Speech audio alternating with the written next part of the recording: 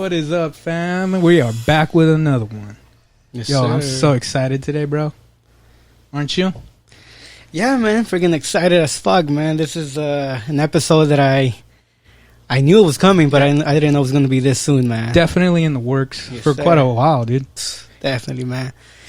And remember back when we already started this, I was telling you, bro, we're going to have to grow little by little, little by little, little by little. We're going to get the well-known names, bro. And we got one of them right now. In the house. In the house, man. Name him. Who we got, bro? We Come got on. here the gentleman. He was a military vet, bro. Military vet, works with Google, photographer, obviously. And he has 2 children. He's a rapper, founder of Shutter Click, and member of Brutal Mask. The man, the myth, the legend, the motherfucking I am just cows Yes, in sir. the house. Woo! I wish I had that clapping sound. I don't have it. I don't have it. There you go. Yes, sir. Yes, sir. How you doing, man? I'm good, man. Damn, man. Fuck, bro. Alive and thriving. Man, it's great to have you here, man. Hell yeah. We have a bunch to talk to you about, man. It's fucking awesome, man. Thank you for coming, man. How was the drive, man? Honored to be here, man. Appreciate it. How was the drive, man? It wasn't too bad. I mean, but it is LA, so I did see some traffic, but it wasn't that Facts. bad. man. And coming down here from LA right now, dude, traffic's fucking. Dude, I was literally I got here late yeah, you because were of over the. there. Yeah. I was in Glendale just like probably a couple of hours ago, and it was hell. That's It was why just fucking hell. he was late. Yeah, I was Literally, late. I came from Playa Vista. And he made to it on here. time. And it took me like 45 minutes to get here. Well, gotta think that I had to drop off my family, got a little ready, then I came here. It's all Yeah, good, no, bro. it's As bad. long as you're here, as long as you made it, man. Appreciate As it, long as you appreciate made it, man. Woo! And it's hot. It's a hot one, man. Yeah, we had to close the door. You know what it is. The Hey. fans off. Everything. It's the sauna time, fam. But we got the brewskis, We got man. that. Hell yeah! Cheers, Cheers. man. I'm not sure if the beer's going to warm us up or cool us down, but we'll make it work out. A little bit of both. It's gonna warm us up, but then we're gonna forget about it because we're gonna be buzzed. Hell yeah! It's going to hit you faster. Oh, hell yeah, man. We haven't eaten shit. Nah. It's gonna hit. It's gonna hit hard. But what's up, I had Jesse? a couple tacos for you. Oh, tacos. What kind of tacos, man? I think it was carnitas. Carnitas. There you go. Can't be wrong. Can't be mad. I like he didn't try to say that carnitas. I'm not gonna slaughter. That's what's up, man. It's But like if you know your lane, just stand. hey, man, I like that. Hell yeah. Hey, man, Jesse, we want to every time we have a podcast where we like to deep, Dive into people's lives. and shit. like from the beginning, man. From a childhood, because everybody has a different childhood to the person they are now, right? Yeah. And some people do have a rough upbringing. Some people have a chill one. Some people have a boring one or exciting one. Said Man. boring. That's me right there. Dude, you know what? How was yours, man? It would be nice to say it was boring, but no, it was colorful across the board. Every aspect go. of my life has been some colorful, eccentric ass venue across the board for me. Where were you born, man? I was actually born in a city called Delaware, Ohio. Ohio. But I was raised and grew up in Lima, Ohio. That's where I spent most of my life. Oh, wow. Ohio. At least up until like around the age of 17, 18. That's when I finally left Ohio.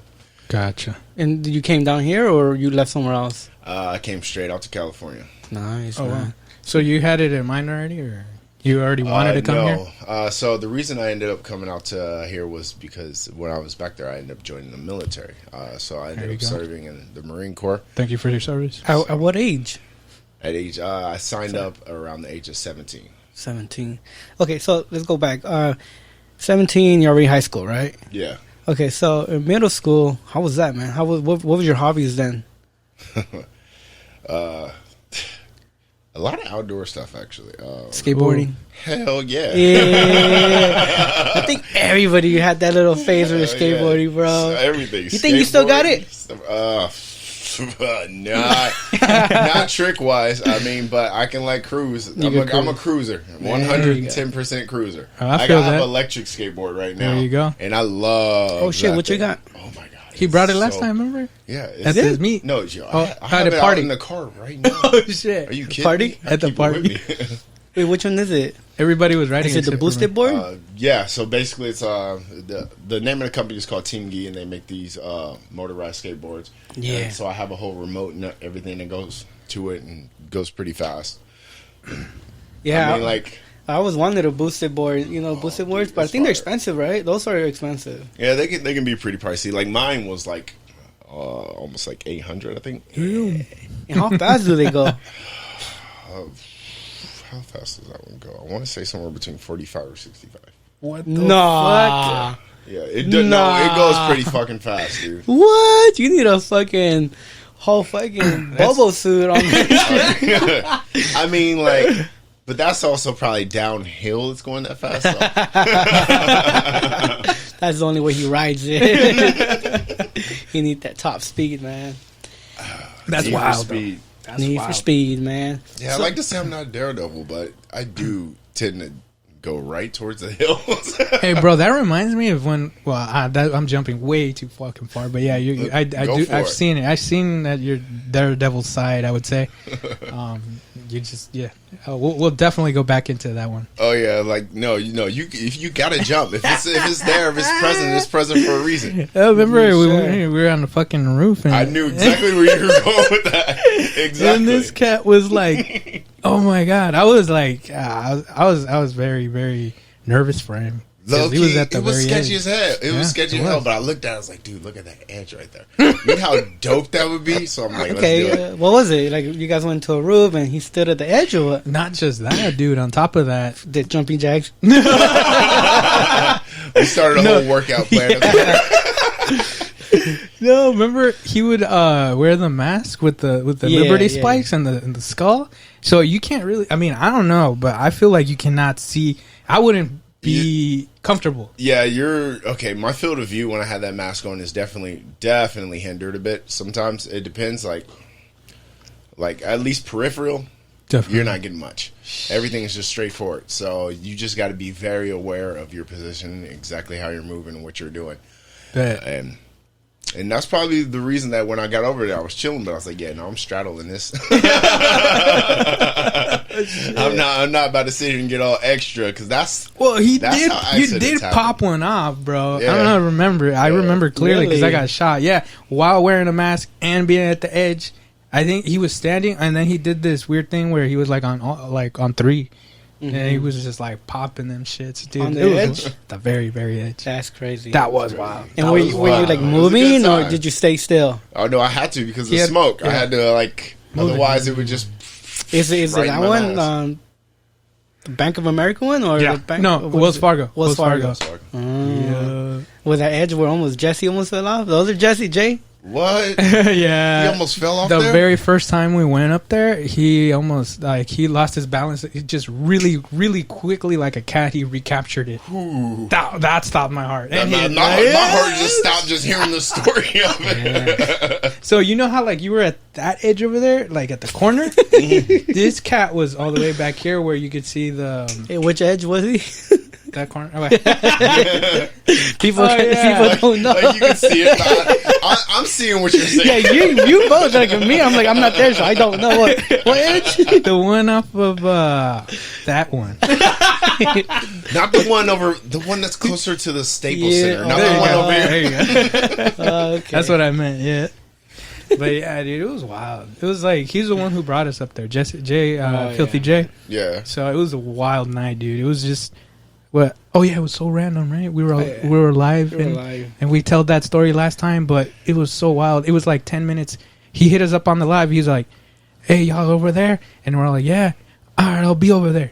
And then we had never been to that rooftop. So when he came over, he's all like, "Yeah, I got a rooftop for you." I was But like, we were still live, right? We were yeah, still we were live. still live. 10 minutes, 15 minutes later, he pulls up in his car, starts honking.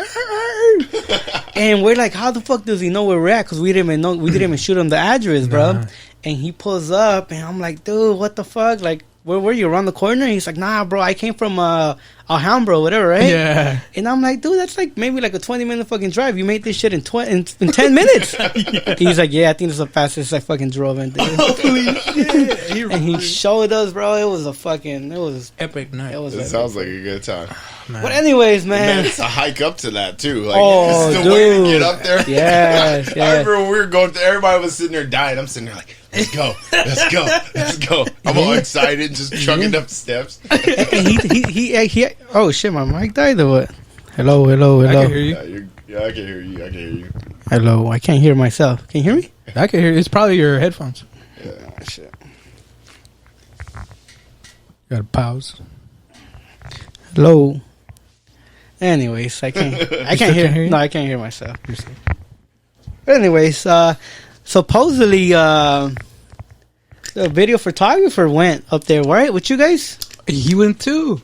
Luis, Straight Visuals. Straight Yeah. Visuals. Oh man. Good Oh old man, Stray. I you know haven't what? seen him in a while. I have to give him mad props.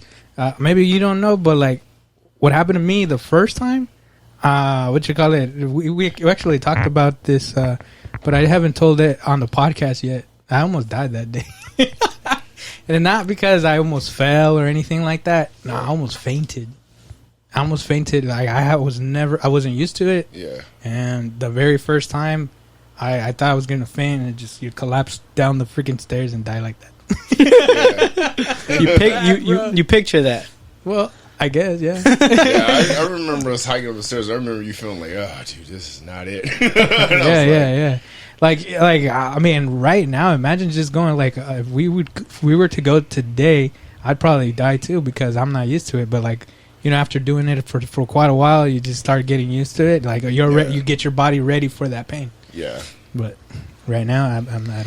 Yo, but Stray did it with his equipment and everything, right? Yes. Yeah. Yeah, we did help him, but like, still, it was wild, dude. Beast. Mhm. Hey man, props to that I kid. remember Props to that. that. Good Lord. Hell, fucking. Stray's a trooper. Yeah. Shout out to Stray. Hell He's yeah, a trooper, Stray. man. Hey, Cheers. Hopefully we could bring him up to the podcast one of these days, man. Fuck yeah, dude. Hey, What's but the- anyways, like I said, back to your childhood, man. So you said Ohio, you say you joined the Marines and stuff. From there, did you come? You came to California, Correct. and you were still enrolled to the Marines, or Yeah, I was still in the service at the time. did you do time from the Marines over there in Ohio? No. All of my service time was actually out here. Oh, well. I was stationed in Camp Pendleton, but I did 2 tours to Iraq Oh, from well. there. But the whole time, my primary duty station was Camp Pendleton here in California. Where's that at? That is right between OC and San Diego. No way. It's like that. What? Like, honestly, you pass it Yeah. every time if you're driving down Yeah. the park. Everyone, there's like that plant there with the 2 globes. If you seen see it. that, you're passing it right Yeah. there. When we went to San Diego, you could Oh, see yeah, it. yeah. You could see That's it. Camp Yeah, Pendleton? that's Pendleton right over there. All Nope. of that That's Navy, no? that mountainous desert area. That's all Camp Pendleton, Marine Corps. Oh, It's a okay. Marine Corps base right there. Okay. Hey man, like T-Rat said, man, thank you for your service, man. Hell Like, yeah. Thank How you. long did you serve? 8 years. Damn. Hey. Isn't it like minimum is like 4, right? Yeah, You love that shit? I re-upped for 4 more. Damn. It was a good It time. was, to It's a re-up, real man. trooper, man. It Yeah. was a good time to re-up, and that bonus was nice to me. I bought a lot of clothes, Yes, Yeah, what's- bro. but I also had to pay a lot of lawyer fees because I got in a little bit of trouble then. Hey, how about those contracts that they give you? Is it true that you could just be like, hey man, this is what I want, this is what I want? If you could talk about it, like this is what I want, and this is if you give me that, I'll enroll. Like it promises.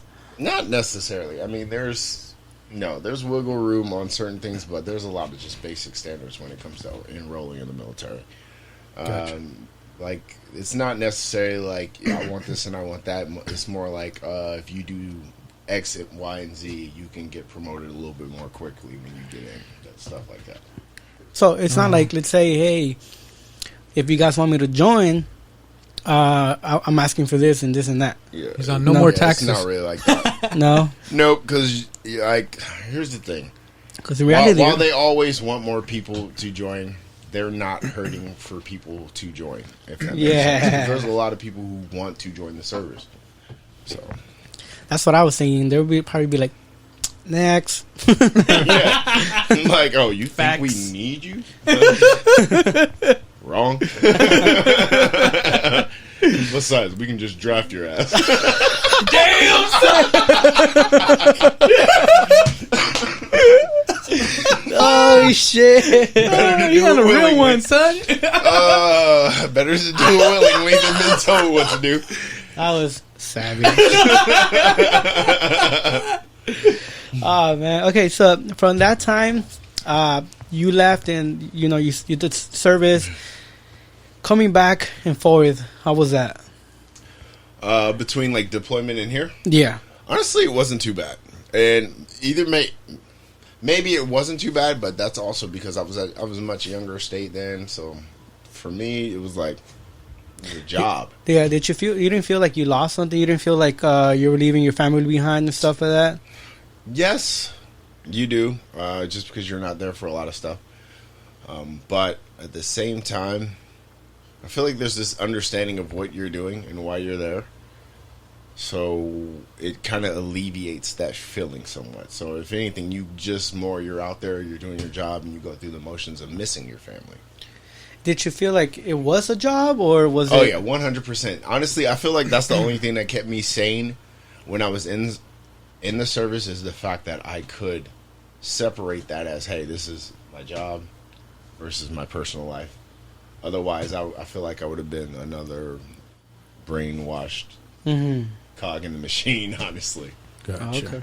Yeah. Because there's a difference between people wanting to go and like say, I know you did it obviously for your country as well, but they feel like, oh, this is my life. I wanted to do it 100%.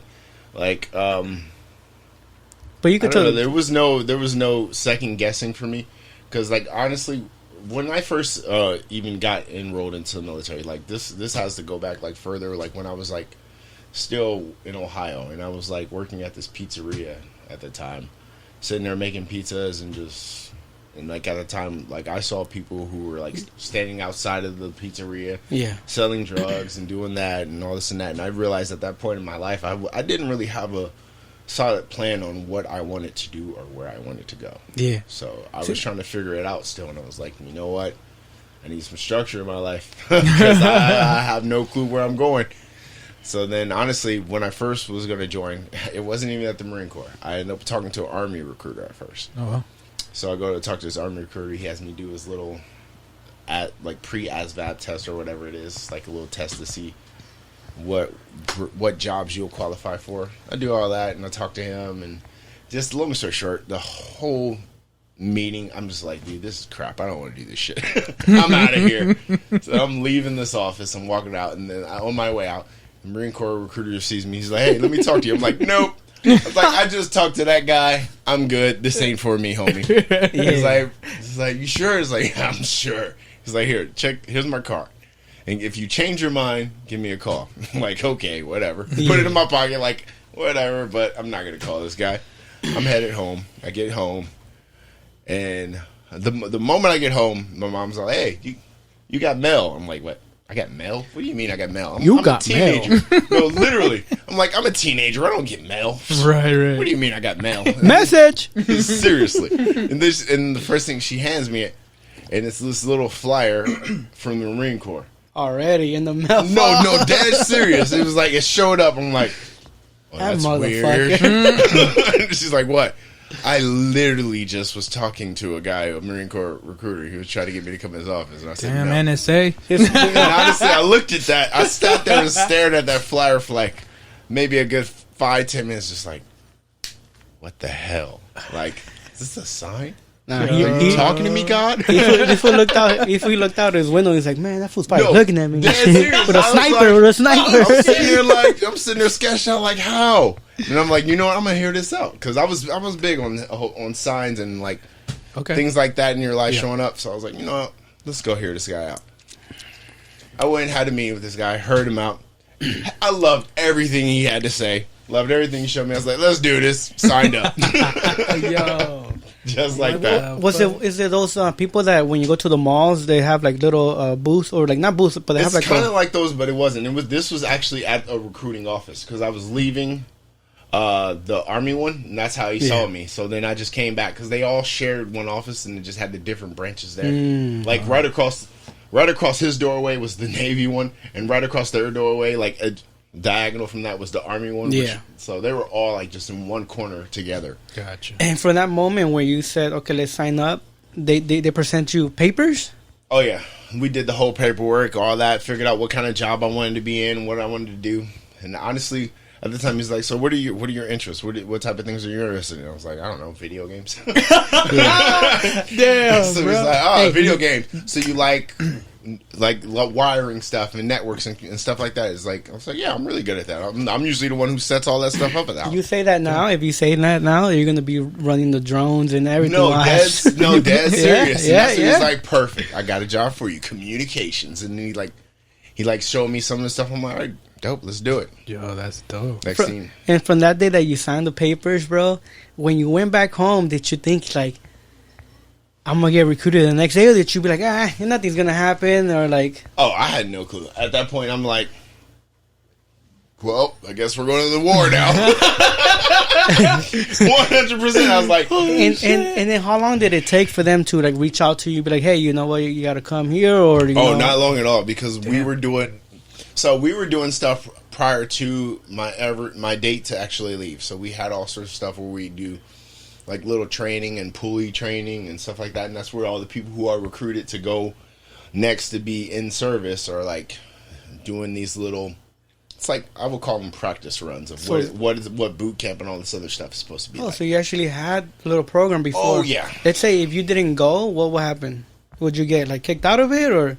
I don't think it would have been a big deal if I didn't go to the pulley functions. I think it just be more of a big deal if you don't go when you're supposed to actually. Yeah. Go. What? Do you know what would happen?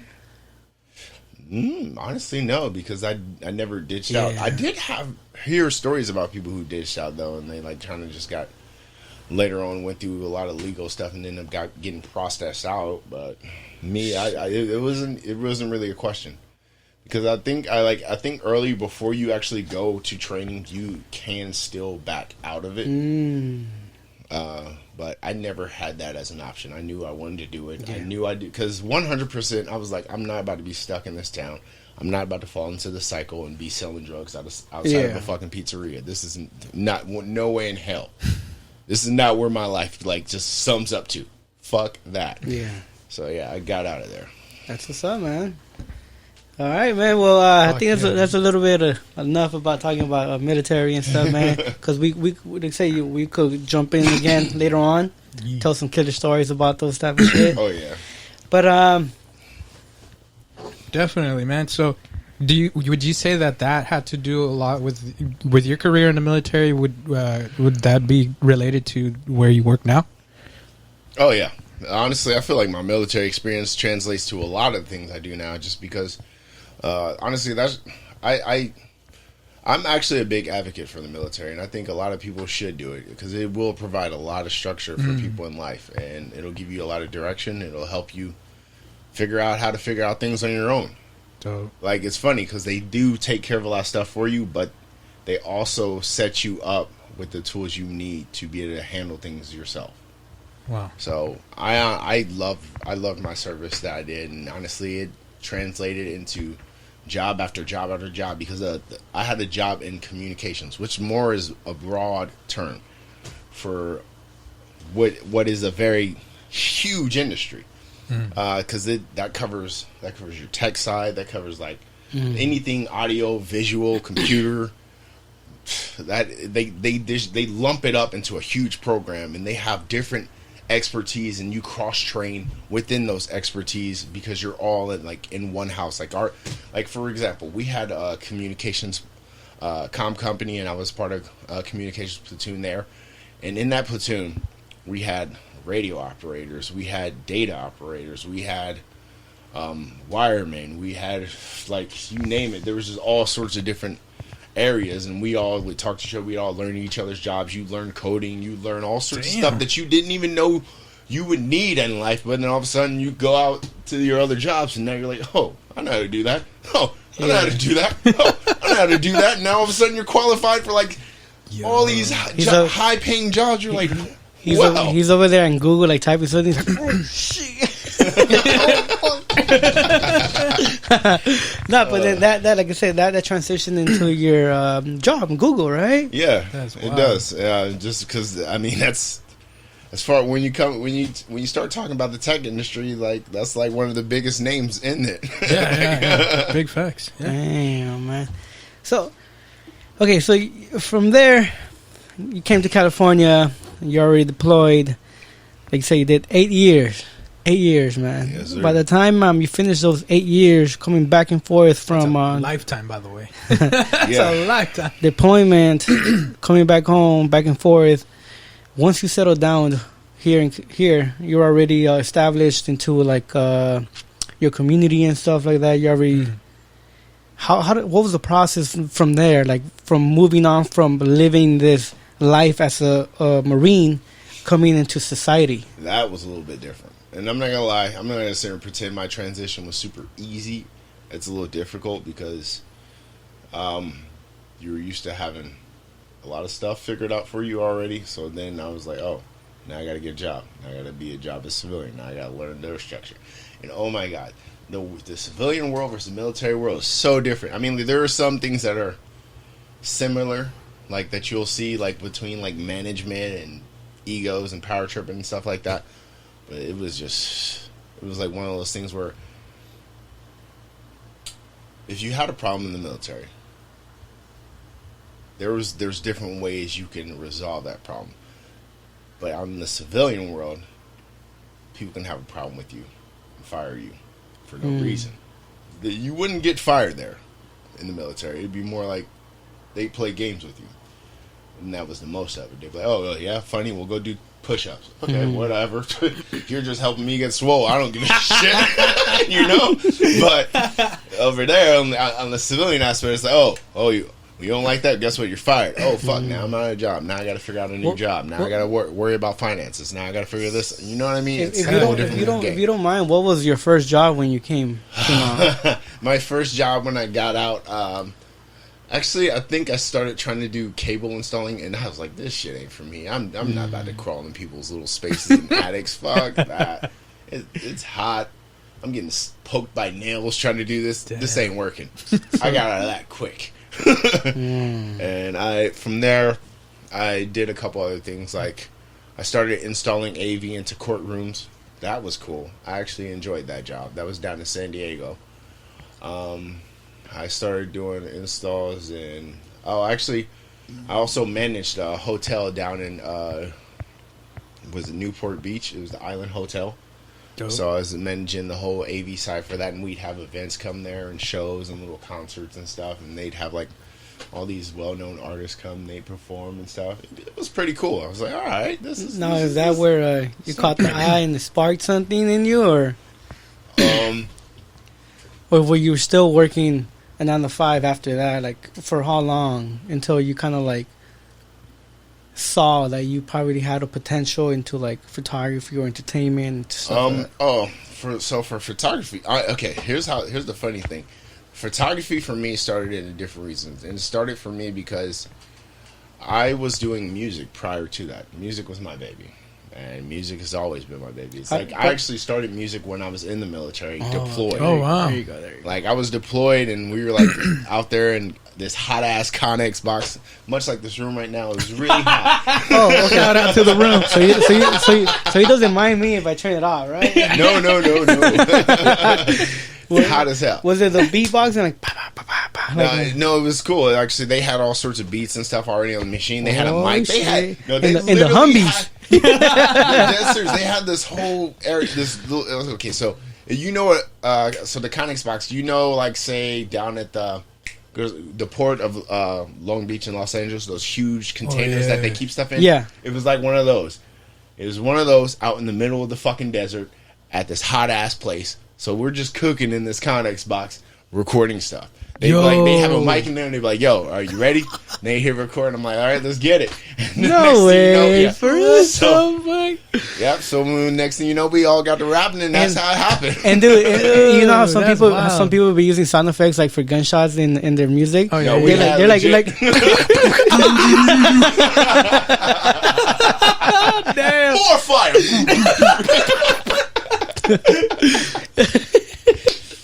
That's wild, dude. Craftsmanship. Yes, sir. Harrison, bring the AK. Yo. Hey, Roger, we need a chopper right here. We need a chopper. Actual sound effects. That was a real murder happening. Wild. Oh man. So that's where it started. That goes deep. I wouldn't have guessed, dude. Yeah. That's what you call it, the trenches right there. For real. Dead serious. They low key, nobody knows. So that's where it was. So, and then from there, you came back home and you proceeded at that music industry and stuff like that. Did you have a place where you could record, or did you just record on your phone? So when I initially got back, I started. I was more just writing.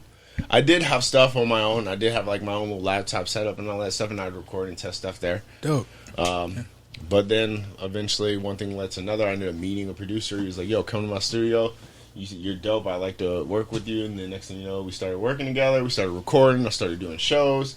Nice. And it just kind of grew from there. Hey, I would love to hear some of his music right now. It right? sucks. Yeah, this is before like the big social media craze. Then then like what we were doing was already at a high end level, and I didn't realize it. Like I had the chance to work and open up with so many artists that I looked up to. It was crazy. So right now we'll take a listen to some of your music, man. What is the top one right now? The top charts. Do you know your top charts? Because a lot of people don't know. Honestly, my top song right now would probably be "I Want It All." But the most popular one right now playing, and the only reason it's popular right now, more popular, would be "Offline," and that's just because that's the newest release. So that's the one that's probably getting the most play.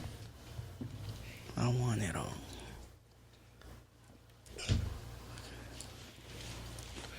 Can we pull it up? Yeah. Oh, Don't tell me you got the Spotify ads. probably. Yeah, you know, pour me. Are they playing? Are you hot, thirsty, Aquafina? There you go. We only chasing these stamps. Vacationing, vacationing, vacationing, vacationing, vacationing, vacationing, vacationing, yes, man. Vacationing, vacationing, vacationing. Do you remember the lyrics to it? That what we do, we only chasing these stamps. Vacationing, vacationing, vacationing, vacationing, vacationing, vacationing, vacationing, yes, man. Vacationing, vacationing, vacationing. Let's hit Japan. Vacationing, vacationing, vacationing. Oh, what? Catch flight, not feelings. That's the motherfucking motto. Brewery overseas. I'ma need a couple bottles. Get there, just feed. I be talking full throttle. Them drinks on me. Go and take a couple swallows. It's real deal, no impersonation, no sweat, feel no perspiration. I'm fired up, no termination, leave no room for interpretation. I'ma hop a flight, what's the destination? Just to get there with no hesitation. On a world tour, no situation, no Jersey Shore theme, more dramatic. I played in the train when I'm out, wanna go sleep for a couple nights in a couple hostels, hit the museum, learn a little about Van Gogh, feeling so damn great, just call me to go. Yeah, life's a journey, no hurry, but punch my ticket, walk through customs. I'm accustomed to all the steps that I'm chasing. Fire! Let's go. That was a vibe, bro. Yes, sir, man. So what song is that? What is it called? That one's called Step Chasing. Step Chasing, man. That one's perfect because that is a vibe that I've lived. I did a lot of traveling. Honestly, through my jobs. One of the jobs I got into out of the military, but also I did a lot of traveling while in the military. But yeah, literally stamp chasing. I've done some of that. it was a great time. I do want to listen to the recent one. Is it on Spotify? The recent one? Yes. And you said that one is called I Want It All. Oh, which one was called? Offline. Offline. I thought it was I Want It All. I Want It All is the one right before Offline. The one that's the one before. that's more popular. Yeah, I Want It All. Yeah, I like to listen to that one, man. Which one? I Want It All. Okay. Yes, sir, man. Hey, we're gonna vibe again, bro. We're gonna Let's vibe go. again. I love doing this, man. It's so fucking feels so good whenever the first time we did it with another homie, he's an artist. It just felt so good just vibing, dude. In the middle of the podcast. Right? Just getting it. Yes, sir. Let me know when T-Rad. Yeah. T-Rad. T-Rad. It used to be... Like, he sounds like a rapper. Listen to that name. What's up? Want me to play it? Yeah, can you do it? Because I'm not getting it. T-Rad.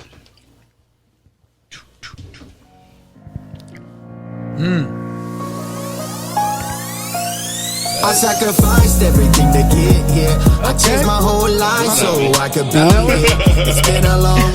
Wait, you're playing the wrong one. Well, that's why I was telling you, bro. Oh, do you have is it the paid version of Spotify or no? No, it's the That's Cheapo why. Depot. If you don't, then they'll send you all sorts of random suggestions. Yes. That's how they get you. Yeah. They're all like that's why you need to pay, bro. No, that's how they get you. That's how they you get don't have. Oh shit. That's why I was skipping. The glorious side is I can connect for you guys. Yeah, let's try to connect with okay. with Jess. That'll You know what I'm work. saying? Try to disconnect yours. Yeah. T-Ran. Will do.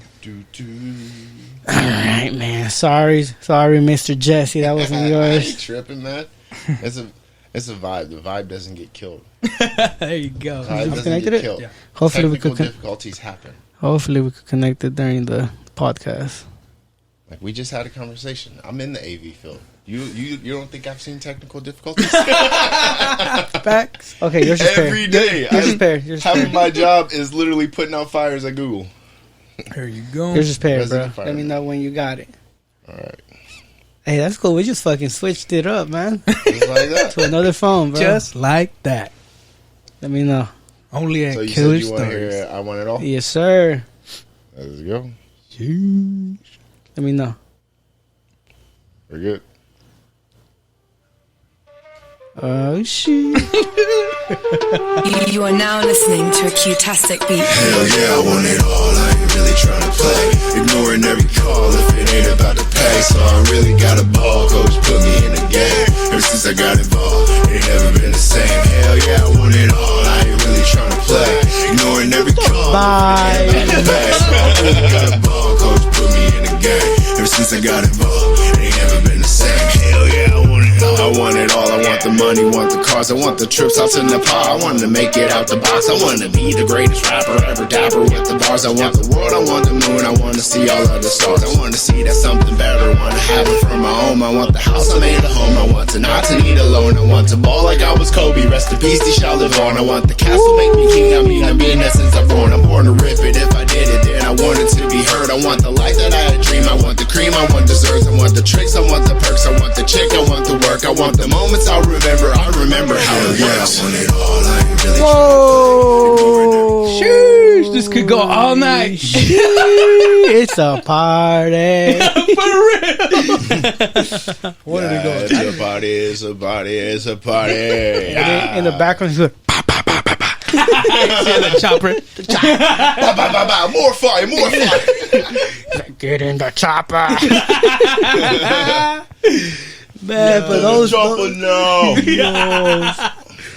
but those shits were lit, bro. That shit was fire, man. Fuck yeah, dude. And that's crazy. That all started from the freaking with your homies in the Navy. I mean, in the Marines. Marines. I'm sorry, I'm getting everything twisted over here. So good. I got love for the Navy too. So I ain't offended by that. Yeah, I heard there's beef between like those little. Not like beef, Well, beef, I mean, but like, like here. Okay, let me correct myself. There is beef if you're asking some stupid ass territorial people. But me, no, there's not beef between other branches. Honestly, I've met a lot of dope ass people in other branches, and I've learned stuff like even during my deployment, because there was one where we had people who were from the Army stationed at our base as well. So I got to mix and mingle with them and get to know them and what they're doing out there. And honestly, you meet a lot of dope ass people. And same thing with the Navy. I've been on a float where I've actually, like, my second deployment, I was on this huge ship called the BHR. We floated out. So we spent a few months, like, actually life out sea and stuff. And then after that, we got off. We were out there in Iraq for a while, and we ended up floating in back. So Would not be, I'll probably say like friendly competition between amongst each other. That is true. 110% true. And when it comes down to competition, I mean, sorry, we're winning. That's what's up. I like that. So, you pursued the music once you were out here, man.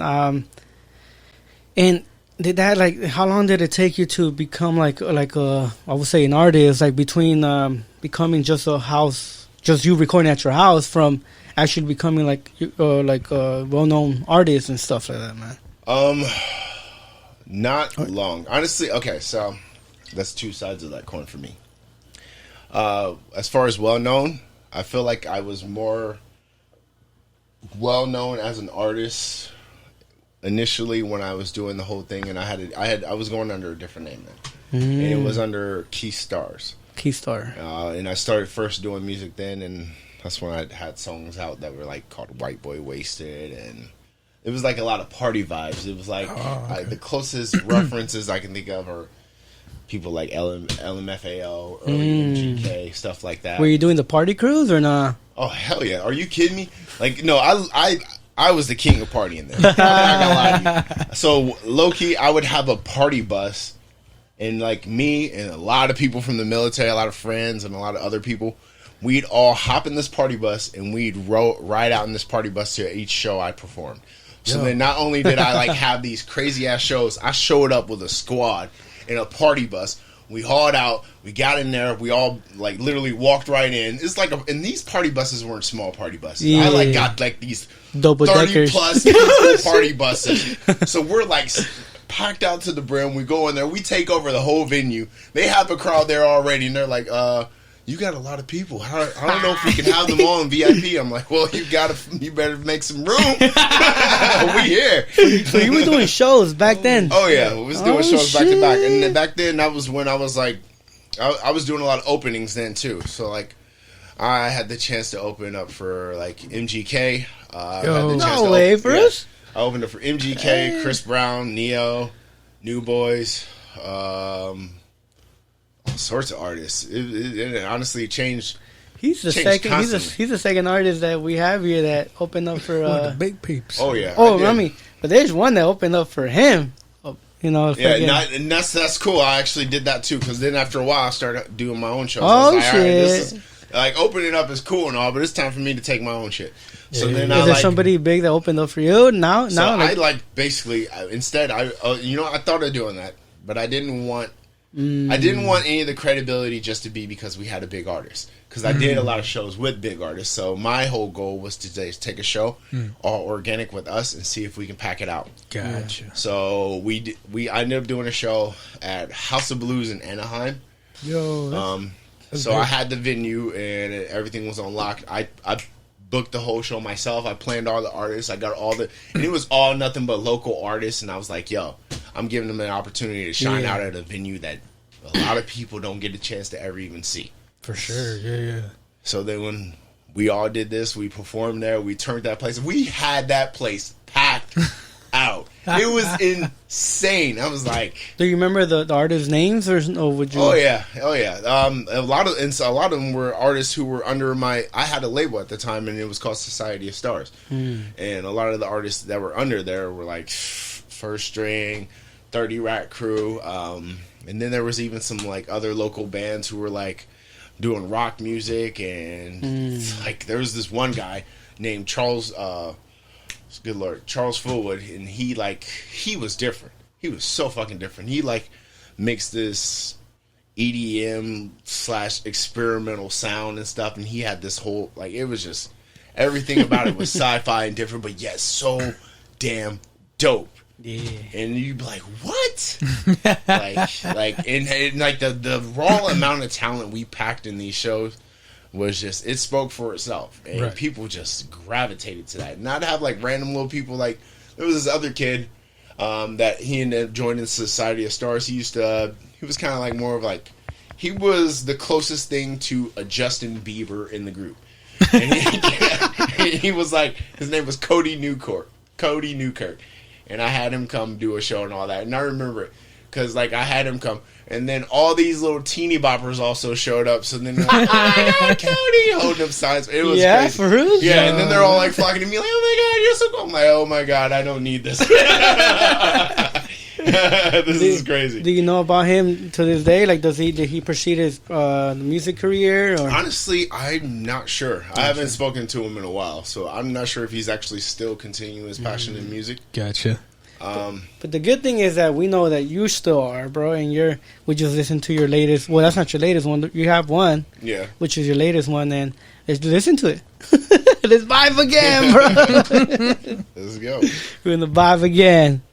It's the vibe. It's a vibe. And This is your latest one, right? yes, sir. Oh, unless you want to release one of your unreleased ones. How about that? Well, we could do it. You let me know. You ready? Which one? Yeah, let's do it. Let's do it. Unreleased. Unreleased. Alright, one. only on Killer Stories. Only on Killer Stories. Here we man. go. Never heard before yet. Yeah. Never Yes, before sir. released. And would you like to? Can you say the title or? All right, this is gonna be one I got coming out with me, and it's actually one of my homeboys. Yeah, he's like my coworker now. He actually, if for any reasons I can't be there to do my job at work and stuff, he's the guy who fills in for me. And that's how we ended up meeting, and then we just started vibing on music, and next thing you know, we just it was a move. Oh shit! So he was like, yo, I want to get in the studio, my guy. So I was like, all right, cool, I'm going to pull you up, and I'm going to introduce you. So I introduced him to my producer. We locked in, we tapped in, and decided to start creating. And this was the first song we created right out of the gate. Would you mind dropping the title or? This song is called On Me. On me. All right, you heard it first on I'm Killer just Tones. Cows. Let's do it.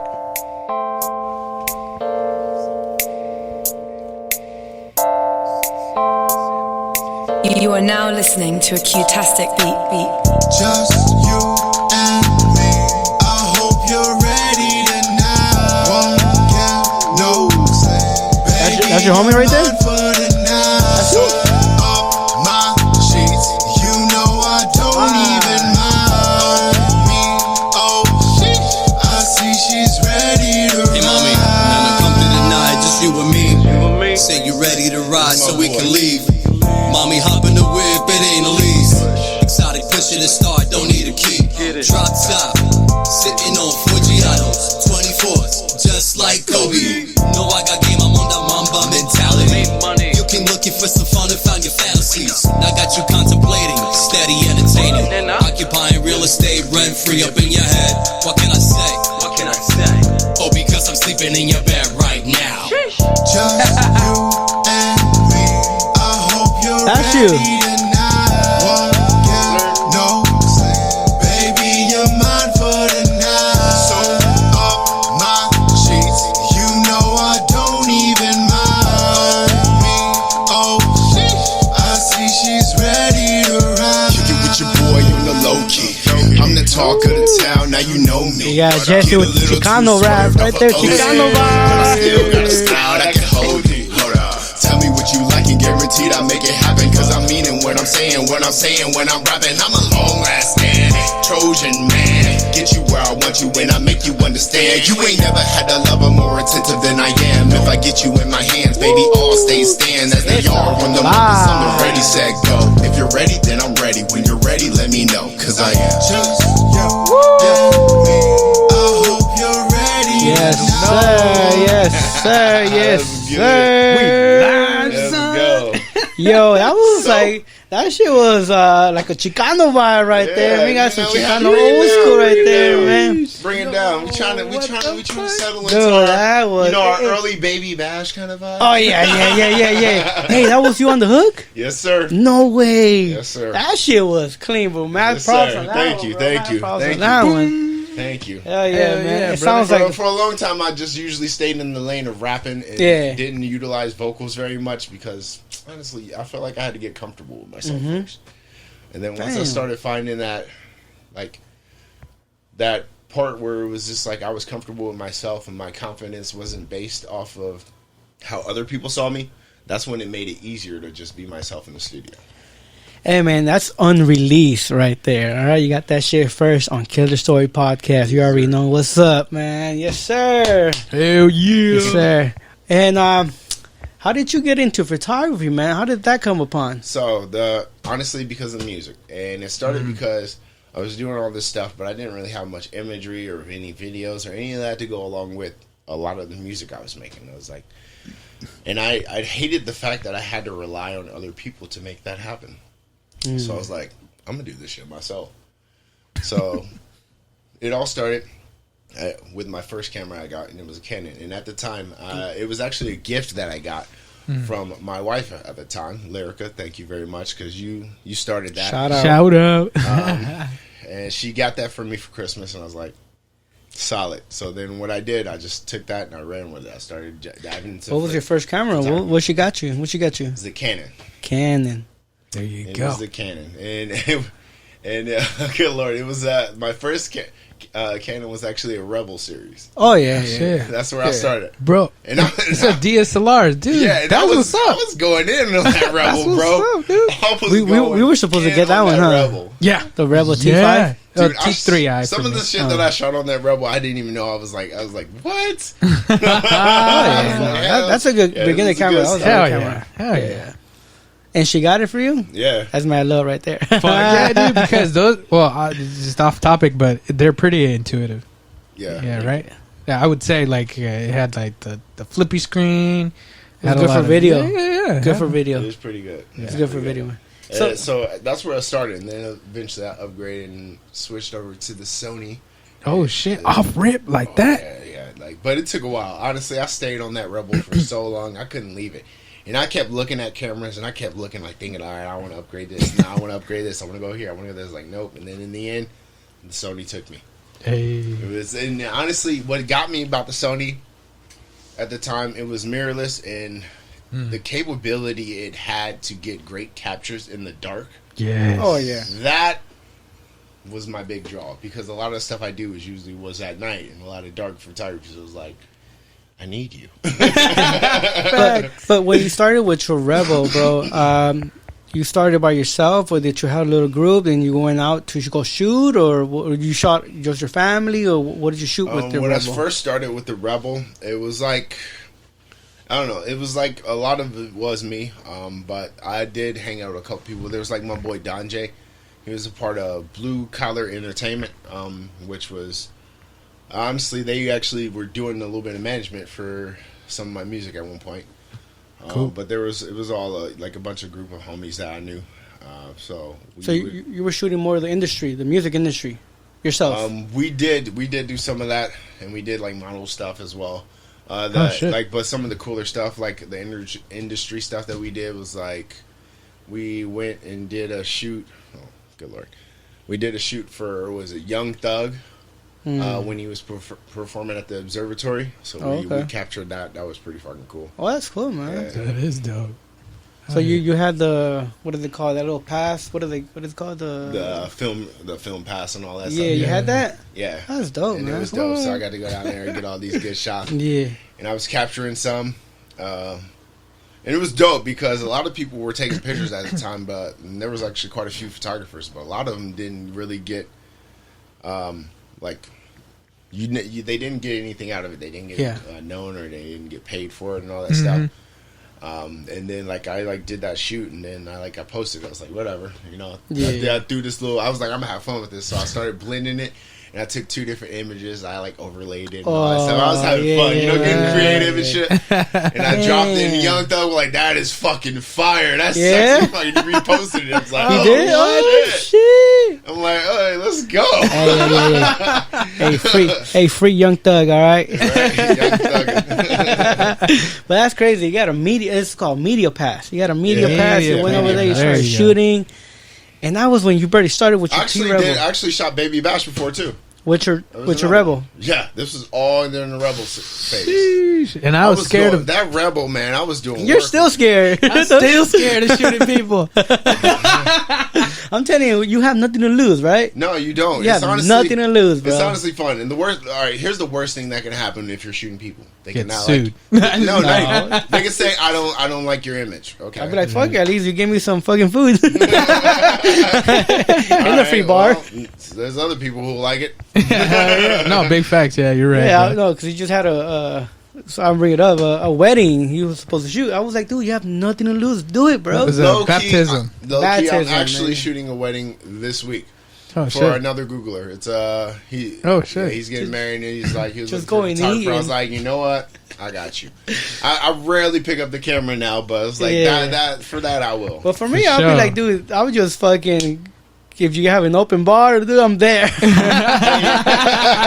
I'll bring the It's Pixel. like, give me a drink. I bring the iPhone. I mean, my It's like, bad. you'll be like, who's that photographer? Who like, whose photographer is that? And I'm in the dance floor dancing will. thing with the camera taking photos. Flash.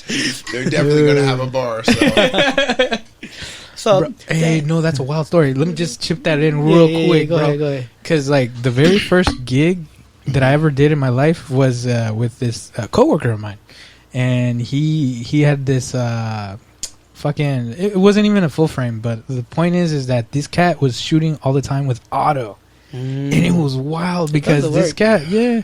He was, he was getting like 3 bills, 4 bills. He was kind of cheaping out, but what he did have under his arsenal was some Photoshop skills. So that's what helped him out. I'm gonna be real. When I first started shooting, I was a big fan of auto. I didn't want to touch manual. okay. And Okay. honestly, but what saved me was the fact that I took my time and I figured out my editing. The It saved me. Saved me. Because that auto would capture shit and I'd look at it later like, God, that's a crap photo. Let me fix this. Dude, so I'm the opposite. Like, I try to get it on the camera, but Yeah. And that's what I do now too. I had to learn manual just Okay. for that reason because like if you get a solid capture on the camera, yeah. it makes the post a lot easier, because right? you got to do way less. Yeah. Did you have to learn how to use manual through YouTube, or did you learn it from your friends? Or Honestly, I ended up learning it from homies and stuff. Yeah. Because, like I said, I was new to the camera, and it was like, "Yeah, let me show you something." It's like, "What?" yeah. I was like, "Hold on," and I started playing with it and started learning different stuff. I'm like, "What?" So is this what Okay, I'm is not this, going like, back. is this what the M is for? Is this what the S is for? What? Right? M for manly. Manly. S for I'm super. I thought M stood for mode.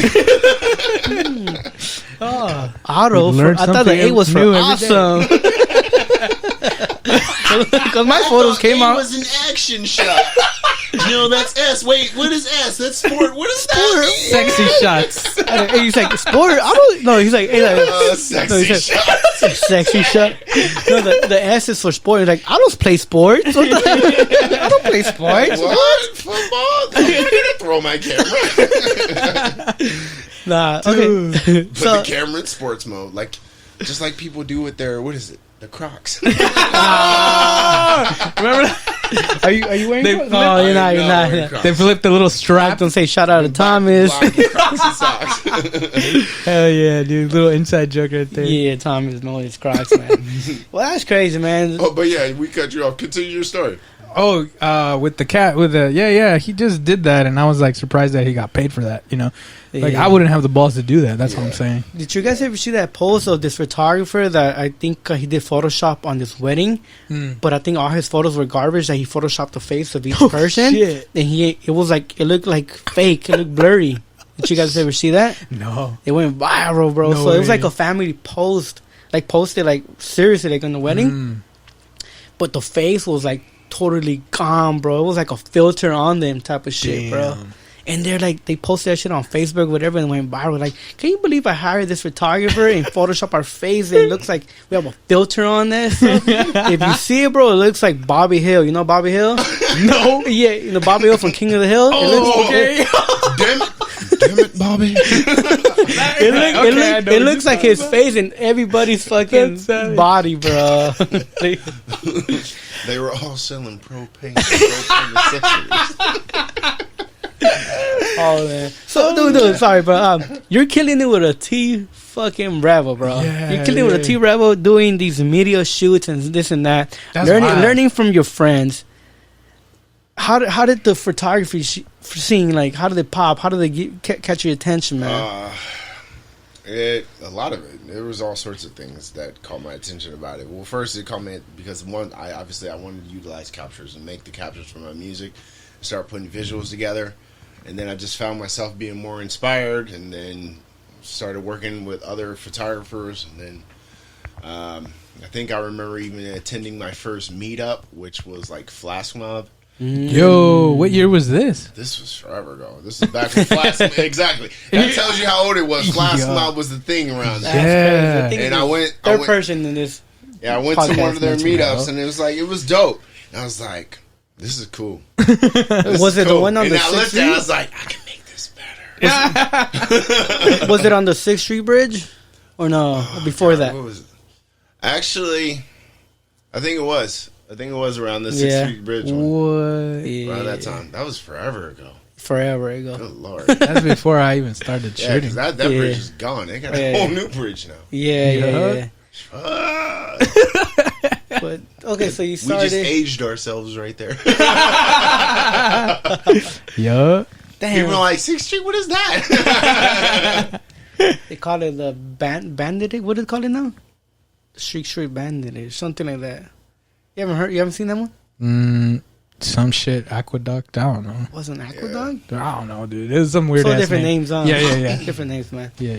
But whatever. You got into the photography scene. Your first meet was that one, and you got excited to capture the moment. You like, I'm gonna keep going and stuff with that. I was like, I see this and it's dope, but I see a way to turn this into something bigger. And Because I noticed at the time it was like starting to pop off, but it seems like there was a lack of direction with any of it. So then I was like, you know what? I have an idea.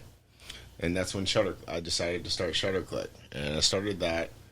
And originally it was just me by myself. And I started working and started figuring out stuff and planning meets. And I did my first meetup and all that. And I even started doing little giveaways and stuff because I started having stuff come from it. Yeah. I was like, I'm going to start, hooking people up, the community that's supporting it. Hell yeah. And then that's when I did a giveaway, and then that's when my first giveaway was actually going to be a mask, and I gave a mask away because at the time I was doing that, and I started working Brutal Mask because obviously I ended up getting invited to that whole community and like almost Brutal Mask, was that happened so after quick. or before? Brutal Shutterclick? Mask came after Shutterclick, but it happened so quick because I was already doing things with Shutterclick and holding my own meets, and they were going well. So then I ended up doing that, hosting this giveaway, and then that's when I ended up meeting. That's where I ended up meeting Hunter Apollo. He ended up coming. He was the person who ended Shout up out. he won the whole contest. So then we got the mask. So then I was like, okay. this guy's cool. So I brought him on board, and then he was helping me, do the whole thing with Shutterclick, and we were just continuing the meets and stuff. And I was like, our meets were getting more and more popular. So I was like, okay, how can I provide something better for all the people who are coming? Because I wanted every experience to be a brand new experience, something different, something cool, just cutting edge. For sure. My bad. Before I have to cut you off. You was that one of the masks that you wore before the one you have now?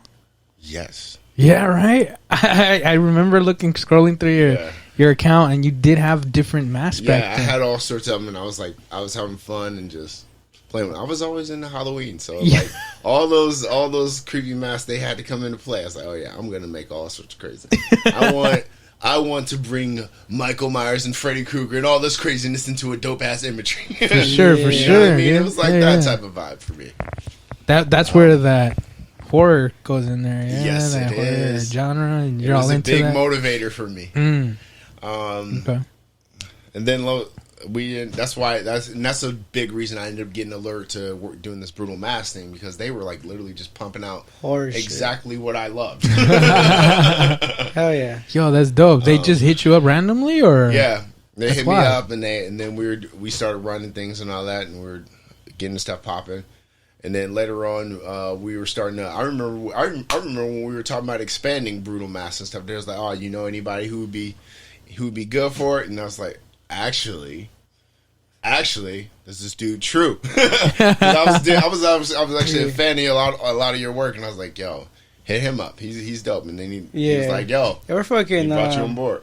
They were featuring me a bunch. Hell yeah! But before that, it was Tony Katsaya. Yeah, Tony. He came too. Yeah, it was good. Yeah, he still does horror stuff, man. Yeah, that was another one we had. Killing it, man. It was and then we had there was another guy. That fool did a whole mask. Like he had a whole bunch of. It looked like some anime stuff, like futuristic mask. He still does it. Oh, he was cool, man. His stuff is good. It started with Z. I think it was a Z or something. Zara or something like that. It was Zara? I think He said. You remember? It was I think I vaguely remember. Yeah, but his stuff is really good, bro. It's really good. It's not the cats that dressed up like, what do you call that? Tron. Tron. Oh, Yeah. okay. That's what I thought you were talking about, but I can't remember their name. Yeah, but he was really good, man. He was really good. Yeah, man, but that's crazy. I thought you were first Brutal Mass, and then you made Shutter Click. But you're saying Shutter Click was already before that? Oh no, Shutter Click was before that. Oh, Shutter that's Click crazy. Was the first one. And Shutter Click was the one that was. Shutter Click is the one that pioneered everything. Yeah, so that was LA. the one. Like as for me, I utilized that one to. That was the overall brand. I think a lot of people didn't know that. They thought Brutal Mass was. I think a lot of people think that, and that's because Brutal Mass, like the following blew up. Yeah, I mean, like because and I get why that blew up. It's like we have one focused lane with Brutal Mask, which is it's a niche. Mask. Exactly, it's mask and horror content. So if anyone who's a fan of that, you know exactly where to go to for that. It's going to be there. Facts. While Shutter Click was more broad, we had different things. We touched all sorts of areas. You didn't have to do horror. You can have pretty stuff, or you can have like swimsuits or whatever you wanted to be doing, like makeup and all that. We were tapping all those industries for sure. And I think because we were so broad, that's why people didn't realize that Shutter Click was the overall head of it. Yeah. Would you say there was ever a competition between Brutal Mask and the mask ones? You know how there was other mask pages and stuff like that. IG Mask. Personally, IG I wasn't trying to have any competition. But I definitely know some people felt competition from it. Yeah, but I think it was 100%. I know they were because the energy, like when we were doing our meets, it got weird. But it wasn't towards us like running. It was more of the people following us, right? Like those people made more of a beef. Oh, dude, people. No, that's the funny thing about gossip right there. No, because it's like people will start talking, and if they start talking, the more people talk about the same thing, it becomes a fact. But it's not true. Even if it ain't true, but it becomes a fact to everyone else. Right. So basically, like, and that it's funny that you bring that up because that brings me to a big moment that happened when I first was rolling out Mega Meat. I had this whole plan. I invited. I think you were and I was like, you know what? All right, Mega Meat. It's time to pull all of them. This is where I wanted to go. Yeah, this is why I brought it up. There was so many. Talk a little bit closer. There was so many meat groups at the time. We literally, there was like us, there was Street Meat LA, there was Killer Tones, there was Mass Demons, there was freaking TFT ILA, all of us. We were all out there and we're all just doing the same thing. And it's like, it was like everyone was like turning this to a competition where everyone was like, oh, well, I'm going to get all the followers on this. Oh, well, I'm planning on this day. Well, I'm going to plan on this day. I'm going to plan on this day. And it's like, dude, why are we doing this? Like, there's an easier way. We all have the same damn goal. Yeah. So I was like, all right, Mega Meets happen. And what I'm going to do, I'm going to bring everyone together instead of that. Because this was never meant to be a thing where we're all divided and against each other. But it was cool. To be something that brought people together. But it was cool that we gave that option for them to decide. Exactly. So that's what we did. And then, and it was cool how this played out because everyone thought it was like this bad blood between us and TFTI. They're like, oh my god, they hate each other. They're gonna kill each other. It's gonna be a fight. It's like a gang war. And I'm like, it's not really though. Like honestly, I got love for them. But I go to their meets. What are you talking about? But it's funny that we saw people that we're close to going to conquer LA. You know, that's how we did it. So like I was actually talking to 6 a.m. at the time, and me and him were talking about this idea, and we were like, all right, so how can we turn this up? It's like everyone thinks there's so much bad blood already. There's like so much beef because we planned on the day, and after we planned to do a meet on this day, then TFTI dropped a flyer. They wanted to do one on that day, and I was talking to Conquer at the time to have them a part of Mega Meet, and then there was like so much beef going on and all that, and it was like, oh. And then we came up with this idea. It was like, yo, I got an idea. Since they were hosting, throwing this one where the flyers up, you guys throw one up on the same day. Yeah. So they threw one up on the same day, and it was like, oh my god! We played off the whole fact that everyone thought everyone hated, hated each other, and we were like, let's just have fun with this. But we actually planned, myself, Six, and Conquer LA, we were all like, what we're actually going to do, we're going to have 2 different meets in a nearby location. So they're going to be both close to each other. No one's going to know, because they're not going to pay attention to that. They're just going to think, oh, we got to choose a side. We're going to go to the meet. No one's paying attention to the small detail. And then when they did that, we just had that, and then we made these meets where they were mobile, where everyone would start walking and follow. So when we walked from our locations, we all met up at the Lower Grand. So it was like this huge I remember war of LA scene where you see 2 crews just merge. It's like, it was the greatest fucking thing ever. At that time, I was new to Brutal Mass, bro, and I was in a conversation and stuff, and I brought up, hey, Broadway, and they're like, yeah, that's a fucking good idea. That's a good idea, fucking idea. And then, dude, I remember telling you when you were so like, he was so in the moment of performing and everything. I went up to him and I'm like, bro, we gotta go. Oh, yeah. I was saying, cause we gotta go because they're already walking. No, honestly, I would have, like, that's what happens though. Yeah, that's he was so in the moment, bro. The meets take you. They're so fun. And I was like, honestly, I'm cool right here. Yeah, he was already living. Dude, and I'm telling him, bro, we gotta go. Come on. And I was like, all right, let's go. So then I'm like, start tapping the bat and all that, using the smoke to lure people, and then we start walking. I remember I was calling the group chat that we had, bro, because I wanted to see, like, hey, are you guys almost over there and this and that? And they wouldn't pick up, obviously, because they're hosting the meet, right? Yeah. Right.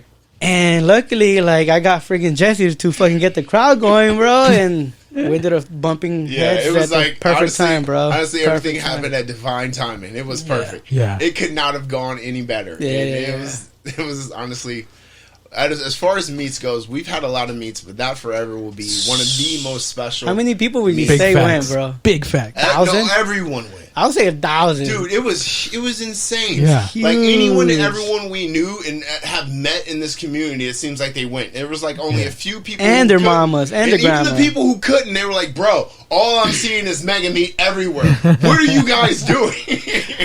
I remember that I fucking didn't realize it on time what was going on. It was so wild. Like, I was in the Brutal Mass side, and then I remember fucking seeing another group, and I was like, what the fuck is going on? Oh, it's fucking Conquer! I didn't tell you, huh? No, I think I was keeping the secret. We had to keep it a secret. We didn't tell anyone just for that reason, because we knew if we leaked it to one, it's easy for it to spiral. So we had to keep everything. I think it made it that much more special. I'm gonna put Angie right there on the spot. I think she was Conquer LA side, bro. All I remember is that I tried to put the video on, but you know when you're nervous, you freaking try to flip to the video, and then by the time that shit happened, like, you didn't capture shit. You know what was funny though is like seeing people like because we're all like friends in this community, and then like you'd see that like people and they like thinking they went to this one and then someone with this, they were picking a side, so they felt some type of way, and then all of a sudden when they see us join, they're like they didn't know how to feel. They were excited, and they were like, oh wait, but I'm on this side, they're gonna feel some type of way towards me. We're like, honestly, it's all love. I think I was telling Tira that I wanted to take a photo of like a lineup. Let's say this was Conquer LA and this was Brutal Mass, and have them like face off in the middle. And I was going to be in the middle and take a photo of them. Like crashing together. But everybody was running towards each other. It was so hot at the moment that it couldn't happen. Like, like people, once they start realizing it, people started sprinting towards each other. And then you just see like a wave of people just crash. That was the magic moment right there. Dude, hell yeah. I remember seeing the videos and everybody like pulling up to it later like, holy, what is going on? We took over Lower Grand. We took over. Lower Grand was covered. Not just that. All of the intersections were covered. Upper Grand too. The people were staring. Yeah. We had a drone flying over, like capturing the moment and stuff like, what? That shit was fire. Dude, that shit was a dope. It's just regular civilians looking down, they were looking bro. Down. People passing by like, I don't know what's going on, but I'm joining. yes. Sheesh. And then they kind of like we kind of got shot down right there. We had to take it to another little spot. Oh, did it? I forgot about Yeah, that. It took a while though. It took a while. And honestly, at first, even when the cops first came, they let us kept doing our thing. They didn't even care at first. So we were running for quite a while. True. But it only got to a point where after a while we had to move because at some point, traffic still needs to move. For sure. Oh, yeah, yeah. Like, we're taking up the entire lower grade.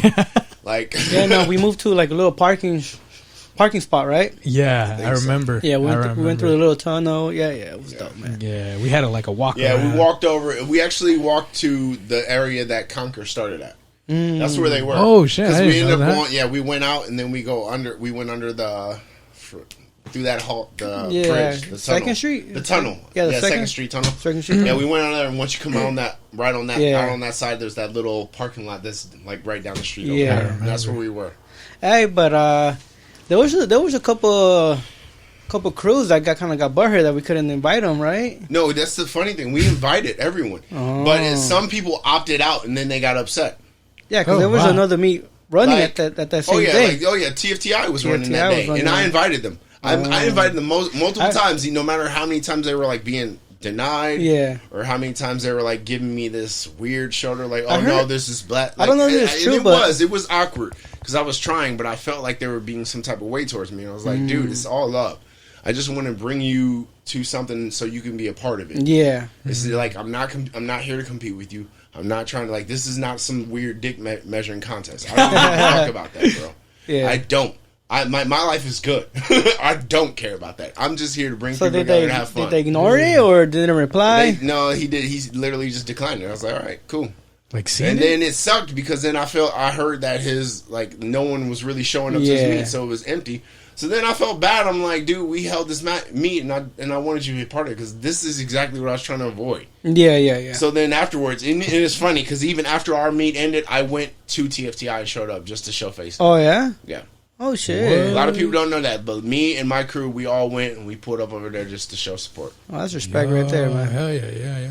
Yeah, man, it's cool cat, man. But like I said, I did hear there was a bunch of little things that he did at meet that day and stuff like that.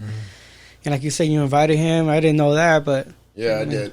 Multiple times, and honestly, a lot of people told me not to, but I did anyway. I was like, I'm not going to disinclude someone. Yeah. That's not the point of this.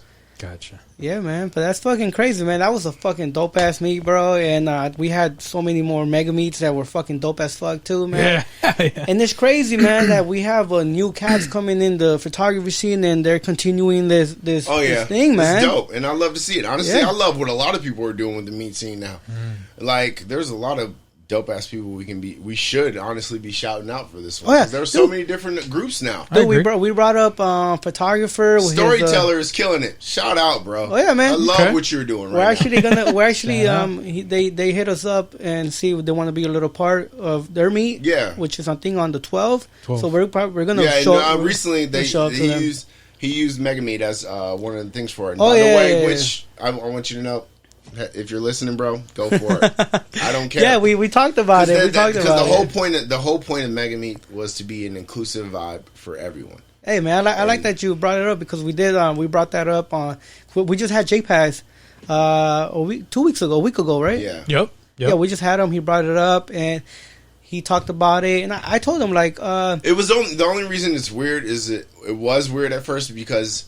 Everyone started hitting me up yo, why are they doing Mega Meet? Yeah, Mega Meet's something you started. Why are they? Yeah, I'm like, wait, what do you mean? I'm like, and then I was like, oh, well, I didn't take offense to it until everyone else started taking offense to it for me. Gotcha. Yeah. So I'm like, wait, is this supposed to be some type of shade thing? Is that what's happening here? Yeah. Right. So then what I did, I messaged him. I was like, I'm not sure if this is supposed to be some shade, but it looks kind of weird now. Mm-hmm. So I wanted to clear the air on it, and he let me know, honestly, it wasn't supposed to be that way. It was just we were using the name because it was a Mega Meet, and I was like, okay. Yeah. Say less. In that case, all good. Yeah, right. He talked to us about it, right? Shout out to him. Also letting us know that you were cool with it. It was just it wasn't really at first. It's just I'm the kind of person where if I hear stuff about weird stuff in the air and all this bad blood, I'd rather just fucking get to the source and talk about it. I'm not gonna lie. Instead of letting shit spiral, because it felt weird as hell. Weird. For sure, it felt so weird, and I'm like, why does this feel weird? Definitely. And then I think the part that triggered me is like he even told me like we knew this was going to be a weird thing. I was like, well, then why not just approach me about it beforehand? Or like bring, like just say something to me then. I think I so told that way him. it's not when you say it. I'm like, oh, and then when everyone's coming at me with this, I'm like, well, honestly, I kudo this the whole time. I told him like, or bring us on. You know what I mean? Like bring us on, or that, even that, or invite. But if you don't want to invite, if you wanted to do just a certain amount of groups, that's cool. Yeah, but just it's like more just like giving the heads up so that way it leaves people not to be put in a weird position where everyone can be offended. Yeah, by this I did feel some type of way. I felt some type of way, but I told them like I felt some type of way, but I was like, I'm not a person to tell you can't use it. Exactly. I don't have that right. I didn't care that he used it. I told him like by all means you can still use it. Yeah, but definitely. I just appreciate some sort of heads up if you're going to be like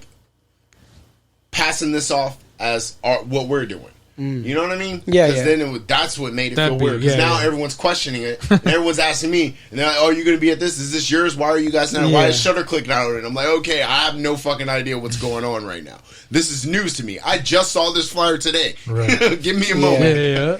Hey man, but I mean, you could use it. Anybody could use it. You know what I mean? Exactly. It's a mega meat, and honestly, I don't mind. I don't mind. And honestly, even when I utilize mega meat as a title, it's actually really the subtitle because everyone doesn't realize it says ShutterClick presents mega meat. So regardless of what it is, it's like ShutterClick is housing a meat, and then we'll call it whatever we call it from there. I made a page for mega meat just designed for those mega meats. Yep. Yep. Yeah. I'm really good on it's all about organization with me, and that's all. Yeah.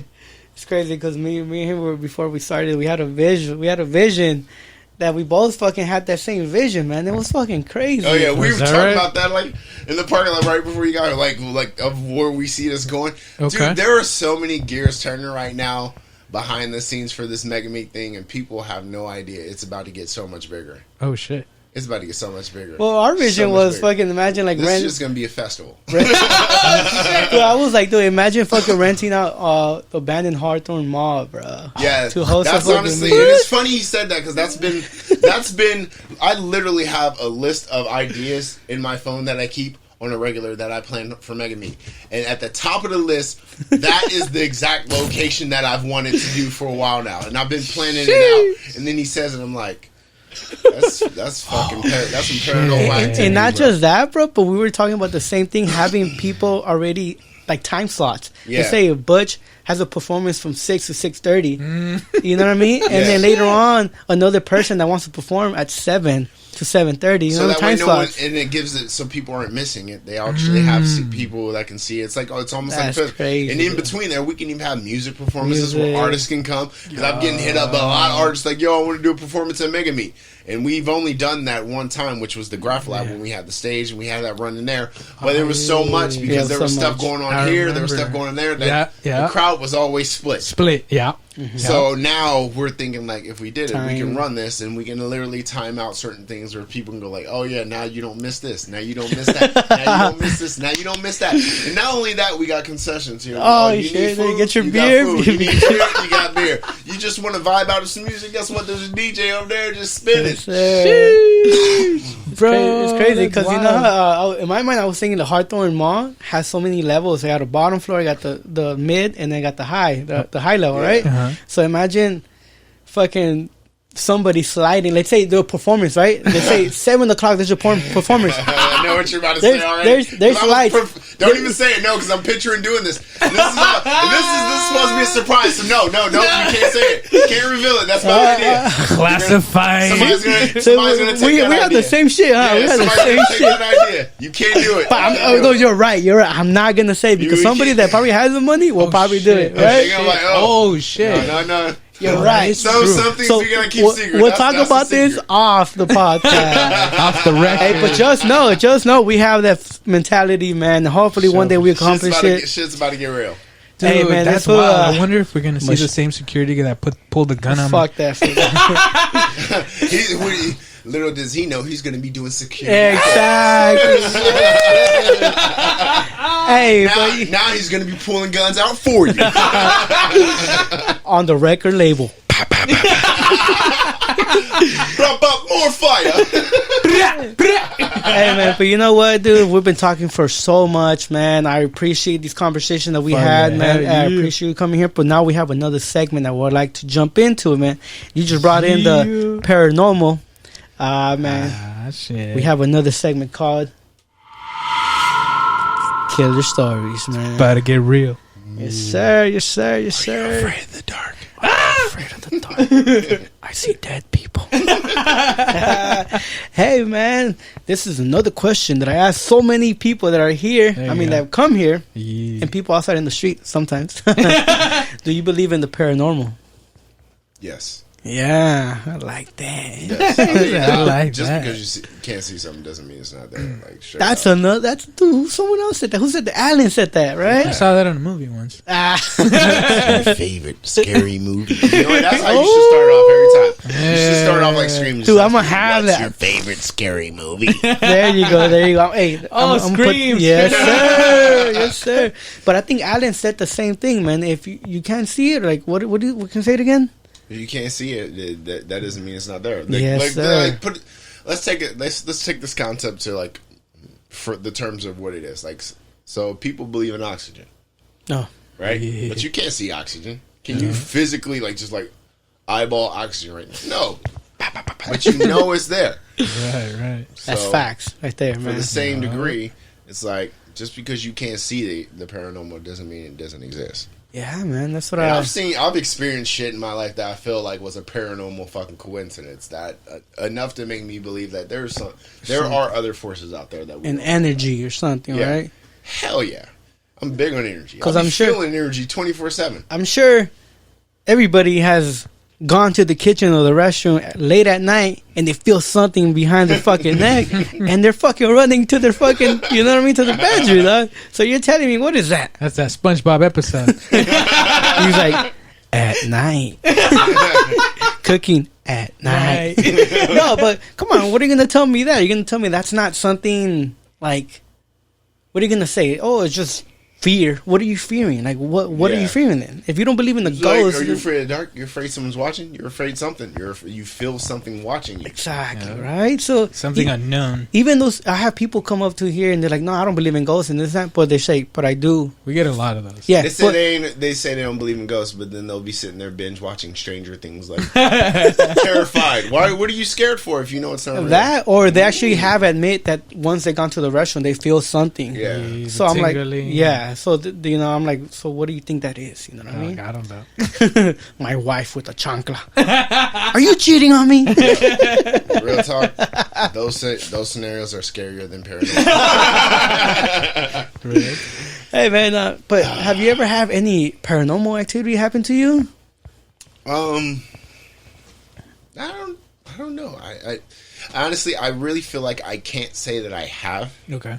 just because I haven't experienced anything that I 100% can say like, yeah, that was fucking paranormal activity. Yeah. I've experienced a lot of coincidental type of things, like where I'd say something and something would happen, or it's like almost kind of like speak into existence type of thing. So for me, it's like I believe for 100% that energy's out there and it's real, but I can't say that I've personally experienced it.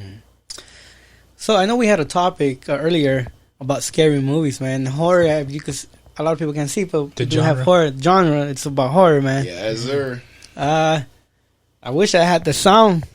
What is your favorite? What? What is your favorite? My scary favorite movie? scary movie, honestly. Top three. Give me top three. Top three. All right. We starting. We'll off make it easier Number for one. you. Number one. Oh, number. We started with the number one. Is gonna be Halloween. Michael Myers. Halloween. Go to for sure.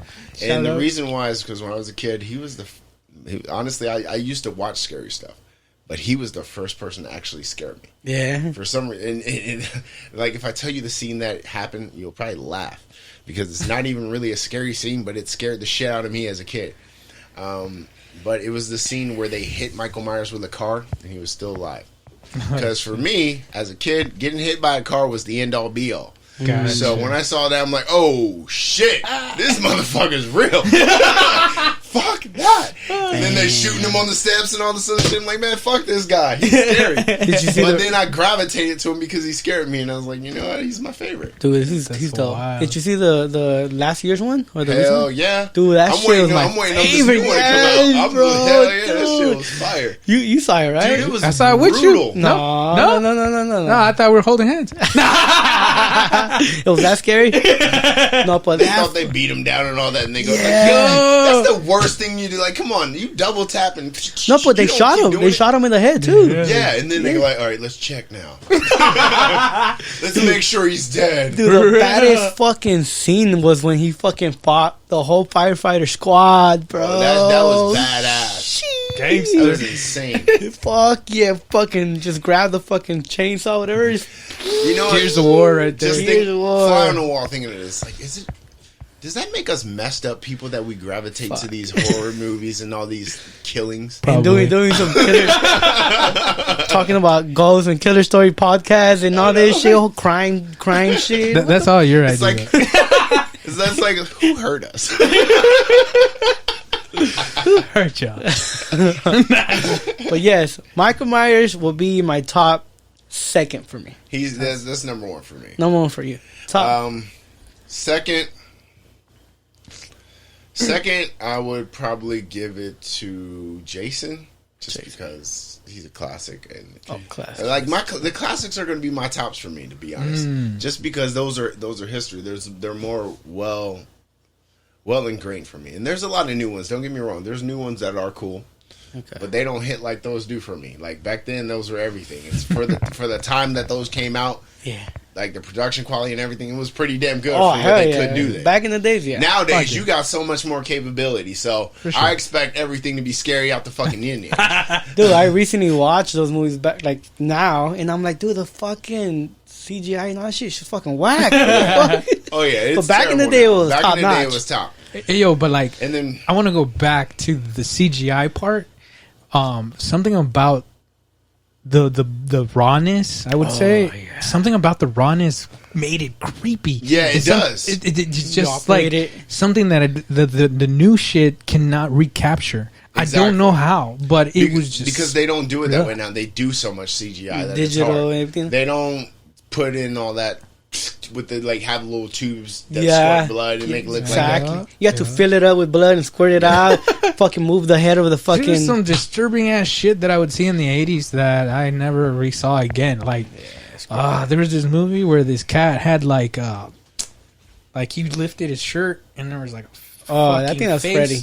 I don't know what it was. but That shit honestly, really. face. That sounds like my Freddy. third pick, Freddy Krueger. Freddy Krueger, yeah. Yeah, Nightmare on Elm Street. Yeah, Yeah, yeah, that's cool. definitely him because he had the faces coming out. Yeah, And it's like, yeah. And it's all the different souls he kept. Yeah. That I remember that scene. It's That just was the probably like concept. the grossest, creepiest scene ever. Yeah. There you go. So we got first place Michael Myers, second Jason, then Freddy. Yeah, honestly, Freddy is probably more so number two than Number Jason. two, yeah. As far as the aspect of movies I enjoyed. Oh, no. But I gave Jason second because I feel like he was the next one I kind of like got gravitated to after Michael Myers. Did you guys ever see the Puppet Master? Oh yeah, that was creepy as shit. Hell yeah, those little fucking The little dolls, bro. Hell yeah. So I hate dolls. talking about that, I had a action figure like not a doll like this tall. Yeah, And it was Chucky. I have a Chucky doll. You have one Hell right yeah, now? at my house right now. I cannot sleep Yo, around. guess what? I actually have a doll of Michael Myers as well. Oh A shit! lot of people didn't even know they made those. I got Michael one. Myers? Is Yeah, it like serious. a stuffed one or like a? No, it's about the same size as Chucky. Oh, okay. shit. Dude, it's crazy because when I got Chucky, bro, I had it for a week in my bedroom, and after I was like, I can't stare at you, man. I put that shit in the at closet. I put that shit in the It doesn't closet. bother me at all, but it bothers everyone else. Like my son's like, "Yo, you can't keep that out, Dad." He's like, he's creepy. It's me or him. No, one year, check this out. One year I was having fun, and I was like, "Well, you know how they do Elf on the Shelf?" Elf on the Shelf. Yeah, Elf on the Shelf, where you put like they have the elf and it moves like around in the house. It's like a Christmas thing. Oh, okay. So I did one, and I called it Chucky in a Chair. I literally would put Chucky in a chair, and he moved from chair to chair in other places throughout the house every night. He did it on So purpose, or did he messed up, know? but I love it. Yes. Did he knew, or you? Oh no, he was like, okay, I don't like this, that. So I stopped doing it. But it was so fun. Scarred for life. Man, that's great. That's dope. That's dope. I like that. Oh man. Take notes right here. I'm gonna do that. Yeah, you got to Chucky in a chair, man. It's glorious. Man, I think I was scarred by Chucky. dude. Like, listen to that. That even has a ring to it. Chucky in a chair. Chucky in the This can chair. catch on. Yeah, it sounds Whole like world, if you're listening, Chucky in a chair. Yes, sir. Make it a thing. Set your kid up for success. Damn fun. For me, it has to be dolls. And I think the main doll that scarred me for life had to be. I'm not a big fan of horror because of that thing. I feel like I was scarred for life, and Damn, that one's getting a lot of people. That one got baby mama Dolls. too. Dolls. She's Chucky. not feeling that either. Chucky, bro. Chucky. Really scarred me for life. Then I saw some other like a Mexican rip off one. And that shit scarred me even further because I was like, "Fuck!" So even all of in a sudden Mexico, you're like, I don't want any fucking toys, mom. Take that shit away. action figures, I'm okay with. Fucking dinosaurs and shit. I like wanted that, the but- little toys of the Puppet Master. I Oh, wanted shit. those. There's You know- toys. Yeah. Oh, Honestly, shit. you You want have to to know order them. what movie was scary as fuck, and it's a horror movie, but probably doesn't get enough classification as one of the scariest horror movies? Fucking Pet Cemetery. That shit was creepy Really? as I fuck. heard when about was it. a kid. I heard about Oh, it. are you kidding me? When I was a kid, that shit was terrifying. They made a I had remake. pets. I was like, fuck that. We getting rid of these. I heard they did a remake, right? Yes, I saw it. You saw it? I saw the remake. I heard the OG was like Probably better. Scary. Huh? Yeah, the LG was. Yeah, I was not ready for that when I was a kid. Hey man, so I would love to talk about some real horror shit, man. Like that happened to you in your army. All right. I mean, sorry. Before we get into that, I can tell you a cool horror thing that's real. So we were talking about our top favorites, and my third obviously was Freddy Krueger. Okay, yeah. Which was Nightmare on Elm Street. Now, All right, now it's time all to tell you a little bit about my life. Oh, So yeah. back when I lived in Ohio, I lived in this house, and my room was up in the attic. And up in this attic, I had like action figures of horror characters and stuff. And one of my favorite ones was my Freddy Krueger one. So it was like put up on this little shrine type of style. Like literally, I had a whole shelf, and I like had that one at the top, just sitting there with this glove and all that. It was epic as hell. I had like Christmas lights going around and everything. It was dope. This was set up. So I had this up there, and You I'm set living. yourself up, bro. But here's the catch, though. Here's the catch to this all. I had this all set up. I'm living in an attic, and we lived on Elm Street. What? Not kidding. Our address is literally 703 West Elm Street. Set So I'm living in this house, and then at the time, one of my uncles was just getting out of prison, and it was my mom's brother. He was getting out of prison for murder. But he needed a place to stay while he got back on his feet. So he came to live with us. So he started living, and he was like down on like next to the living room in this random room we had that had like the double doors and all that. It was kind of creepy. But he was down there, so I had him living in a house with me on Elm Street. And my uncle's name was Fred Collins. Yo, what the fuck? So Is this real? Yeah, it's serious. So I had my Uncle Freddie living with me on Elm Street. Damn, Cannot make this up. You just got out of jail too. I just gotta get out of here right now. Shit. Dead ass. Holy shit, Dead ass. bro. Crazy. My Uncle dude. Fred's doing really good. Okay. He's Okay. He's like He's not in jail, right? No, he's not in jail. He's got a woman. He's solid. He's living in Ohio, loving his life. Well, I'm glad. Now- Real talk. Not walking around with creepy gloves. Creeping in You people's never dreams know. and You murder. never know. October's coming up, so you never know. Yeah. That's crazy, man. To Elm Street, you got All the coincidences. Come on now. It's all aligning. It's like the fucking planets aligned for that. Wait, I don't know if that's a good alignment. I know how. Aligning for Omen. for Freddy Krueger. Omen. Like, wait, what are you manifesting? for a killer story. There you go. It all lined up for today, son. Today. One day. Killer story. That's a killer story. No, that is a killer story. Dude. Could have been a killer story. Yeah, it could have been. Good Lord.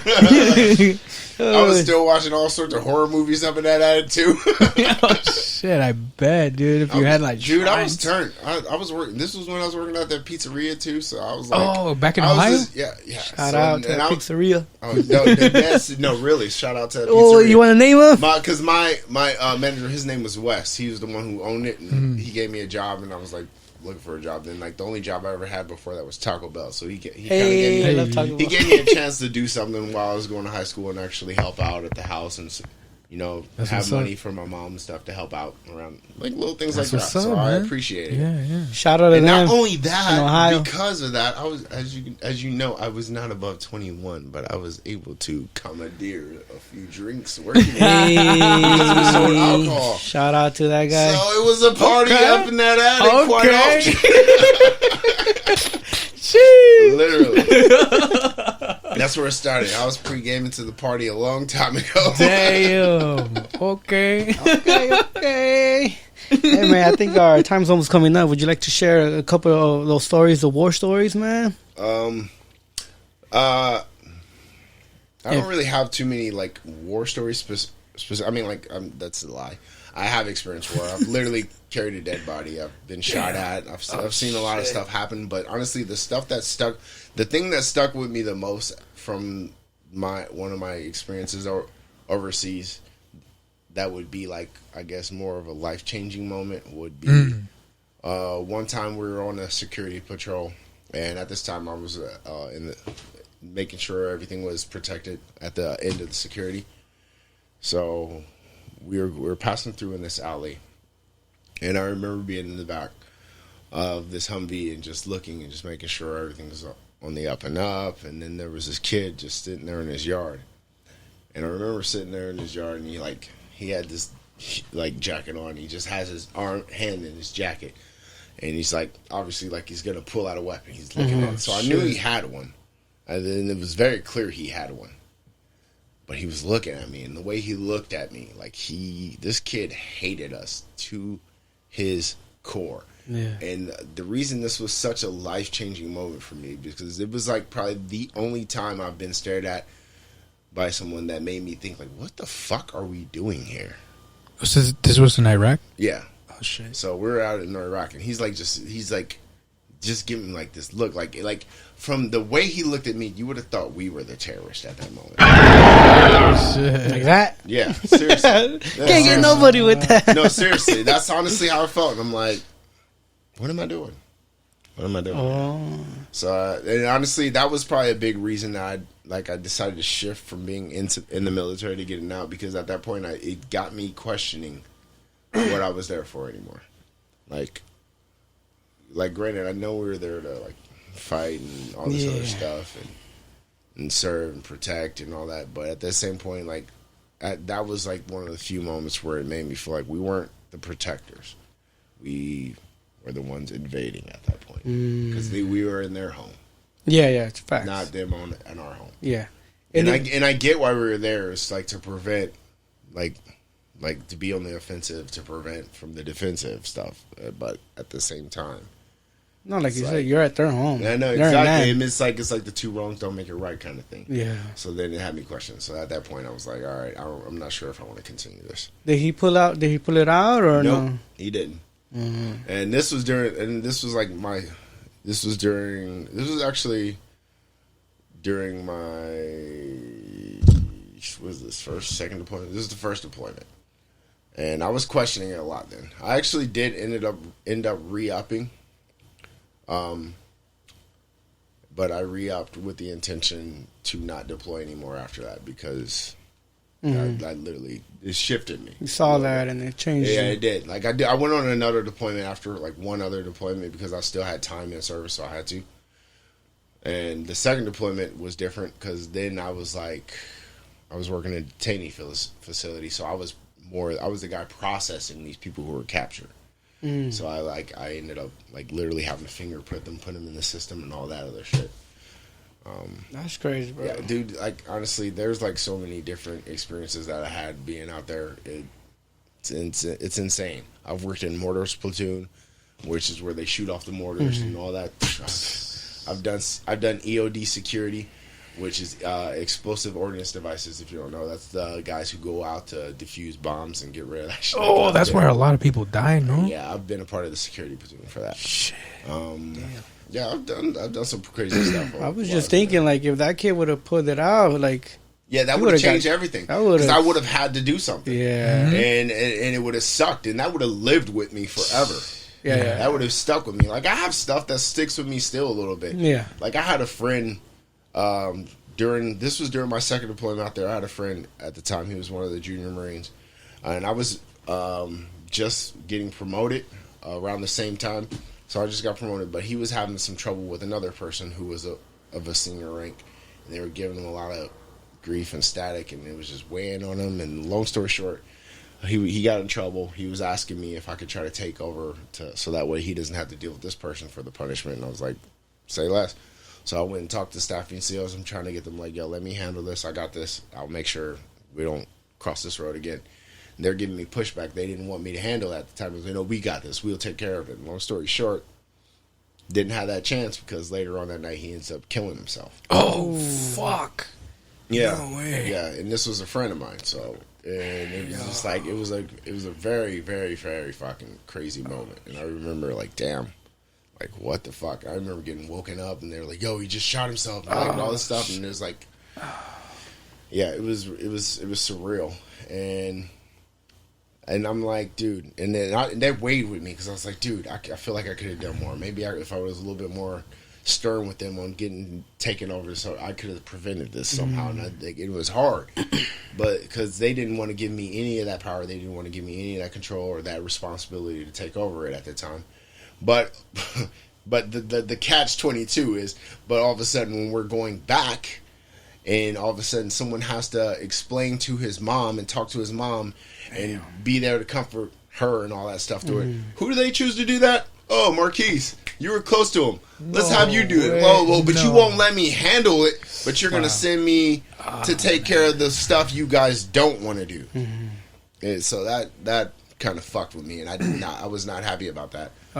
But I was happy to be there for her, though, because like I did know them. I did have some sort of relationship established with them, and she is honestly a very, very, very cool woman. And even to this day, like I'm still like check in with her every now and then, like, how you doing? Especially when this comes around the time of the year that she, like, it's her son's birthday or he passed, stuff like that. Because it's still a thing that she has to carry on with forever. Facts, yeah. Wow. Damn, man. Dang. I appreciate you, man, sharing those stories, man. Those are deep, yeah. bro. Those are deep, man. Yeah, it's a lot. There's a lot of stuff. Oh, man. I'm telling you, man. Wow. 36 years of walking around this world, you have a lot of stuff that goes with you. Wow. Shit, man. I just want to say I appreciate you coming. Appreciate you sharing the stories, man. Thank you for your service, man. Oh, thank you. I appreciate you guys having me. And, man, dude. Definitely. I just can't wait to see what other opportunities we get in this photography scene. Our minds. Yeah, right. We have so many fucking shit on our minds that we want to happen. Hopefully they do happen, man. And let's just continue killing the fucking scene somehow, another way. That's right. I do want to. You want to say something else, T-Ran? Want to end this some other way? Because I do want to end it with a song, bro. Oh, yeah. Big facts, dude. I mean, we already talked about him. It's like, yeah, we touched all the points. I think we should buy and, yeah, definitely. I think we were. Bro. That was killer. Yeah, dude. Shit. Let's hear which one was it you were supposed to put. I think it was called, the one you were supposed to put before the unreleased one. Well, I have several unreleased ones, honestly. You want to put another one? Put another one. I can do one. You know what? This is one I wasn't even ever planning on sneaking out, but I will. Oh, right before this, my bad. But right before this, because I feel like you're gonna end it right there. Yeah. Oh, okay. Then definitely want to put your plugs in, brother. Yes, sir. Yes, sir. No Yes, sir. You want to put? Long story. I am Just Cause, and it's literally spelled how it sounds. IAMJUSTCAUSE. There you go. One name for everything, every social media. It keeps it easy. There you go. No excuses. Follow him on Spotify, right? Spotify, all Apple Music or whatever. Wherever you can find music, follow him. Follow him on YouTube, Instagram. So Pornhub. I'm dead. OF. Yes, sir. He's a fool. All right, man. Hey, but remember, before we end this, I want everybody to keep it killer. Yes, sir. So this is a song that's unreleased, and I'll be dropping at some point. And it's actually with a homeboy of mine. He goes by Jag. If you guys don't know who Jag is, definitely tap in with my boy Jag. He's killing it in the industry right now. Killing it in the industry. Like, you'll see him. He's been writing for a lot of your favorite artists, and you guys don't even realize it. You'll see him in the mix with real, like, names that you're used to, like Lil Wayne. Oh shit! Like a writer, right? No, yeah, Ty Dolla $ign. You name it, he's in those conversations because he's one of those. He's a big player, man. He's a big player. Shout out, man. He's solid. Shout out. Like when it comes to his lyricism, man, this guy is poetic. We'll make sure we tag them all, man. But we have a song coming out called God's Hands, which I was going to show. But I feel like for the fact that we're on the Killer podcast, yes, sir, I got to show a different song. Why? Because I'm in here with True. Yes, so I got to, because I'm in here with you True, bless him. I got to play a song that we got coming called True. Hey, let's go. So, here we go. You guys ready? We're going to end it like this, man. Thank you for coming again, man. Fuck yeah, brother. Dude, my pleasure. My pleasure. Woo, here we go.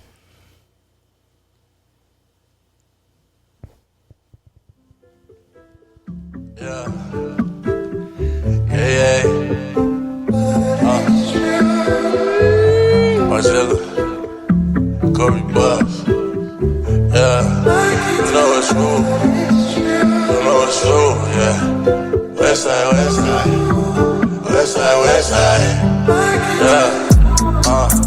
I call you my baby, it's not like I birthed you. I'm not trying to work you. Come give me knowledge. I heard you in college. I beat that shit up and be back before curfew. That boy had to search you. I could have one leg just up in the sky while you taking a shot. Girl, that boy had to dirk you. Just wanna kill it, I'm not trying to murk you. Bitches be hating, shout out your bestest. Got with the jack, finally got out the Lexus. I'm the one come through, be rubbing your feet. Girl, he nothing like me, baby, shout out your exes. Attitude Cali, mouth out of Brooklyn. Body from Houston, so shout out to Texas. Funny, my driver just got him a driver. I didn't even tape it, so shout out the flexes. I'm in here like true. Yeah. Girl, you so bad and you know you the truth. I won't say that for nothing. Yeah. Body so bad I can tell you ain't single. I know that you fucking. Girl, I'm addicted to giving you bust, and you know you the truth. Pussy so good I can't make that shit up. Girl, you know you the truth. True shit. Pussy so good, girl, true shit. Leave for good, girl, true shit. Take you out the hood, girl, true shit. Hey, true shit. Finger on your neck, girl, true shit. I'm addicted to your neck, girl, true shit. Know that you the best, girl, true shit. True shit. Girl, you the best, that's true shit. Fly like a jet, so cold, that's flu shit. You the only one I'm tryna hold, I'll prove it. Fuck your ex, I'm the next, let's do this. Do this was different from the rest. It just all worked out, no need to flex. Your problem's mine now, no need to stress. Just ring my line, no need to text. Say less, girl, I'm there when you need me. Your last tried to ghost you, I gave him a Ouija. I just wanna know you, so know when you see me that this is that real, not that ass on TV. Believe me, for cheesy, I'm loving you proper. I know you've been patient, so I'm gonna doctor. Say if it hurts, this may come as a shocker. But girl, I'ma be all you need is the honor to serve you and even to be in your life. Not trying to sound smart, but you seemingly bad. If something goes wrong, I know we be alright. I never lied about a thing in my life, and I only speak about true shit. So I'm bearing it all just like a nudist. If you want it's yours, if you choose this. Otherwise, step aside for the new chick. That's true shit. Sheesh. And that's a wrap. Let's go. That was so clean, bro. That was so clean, dude. Let's go. Just think about it. You like That this, was bro? fucking fun. I'm down anytime. Shit, we can revisit this anytime. Hell yeah, bro. Later on in the future, bro. Hell yeah, I'm with it. Yeah, bro. And if you need, I know other people I can send. No, dude, that'd be great. That'd be great, bro. Awesome, That'd be great, bro. That'd be awesome. Yes, Real sir. talk, real talk. Yeah, man.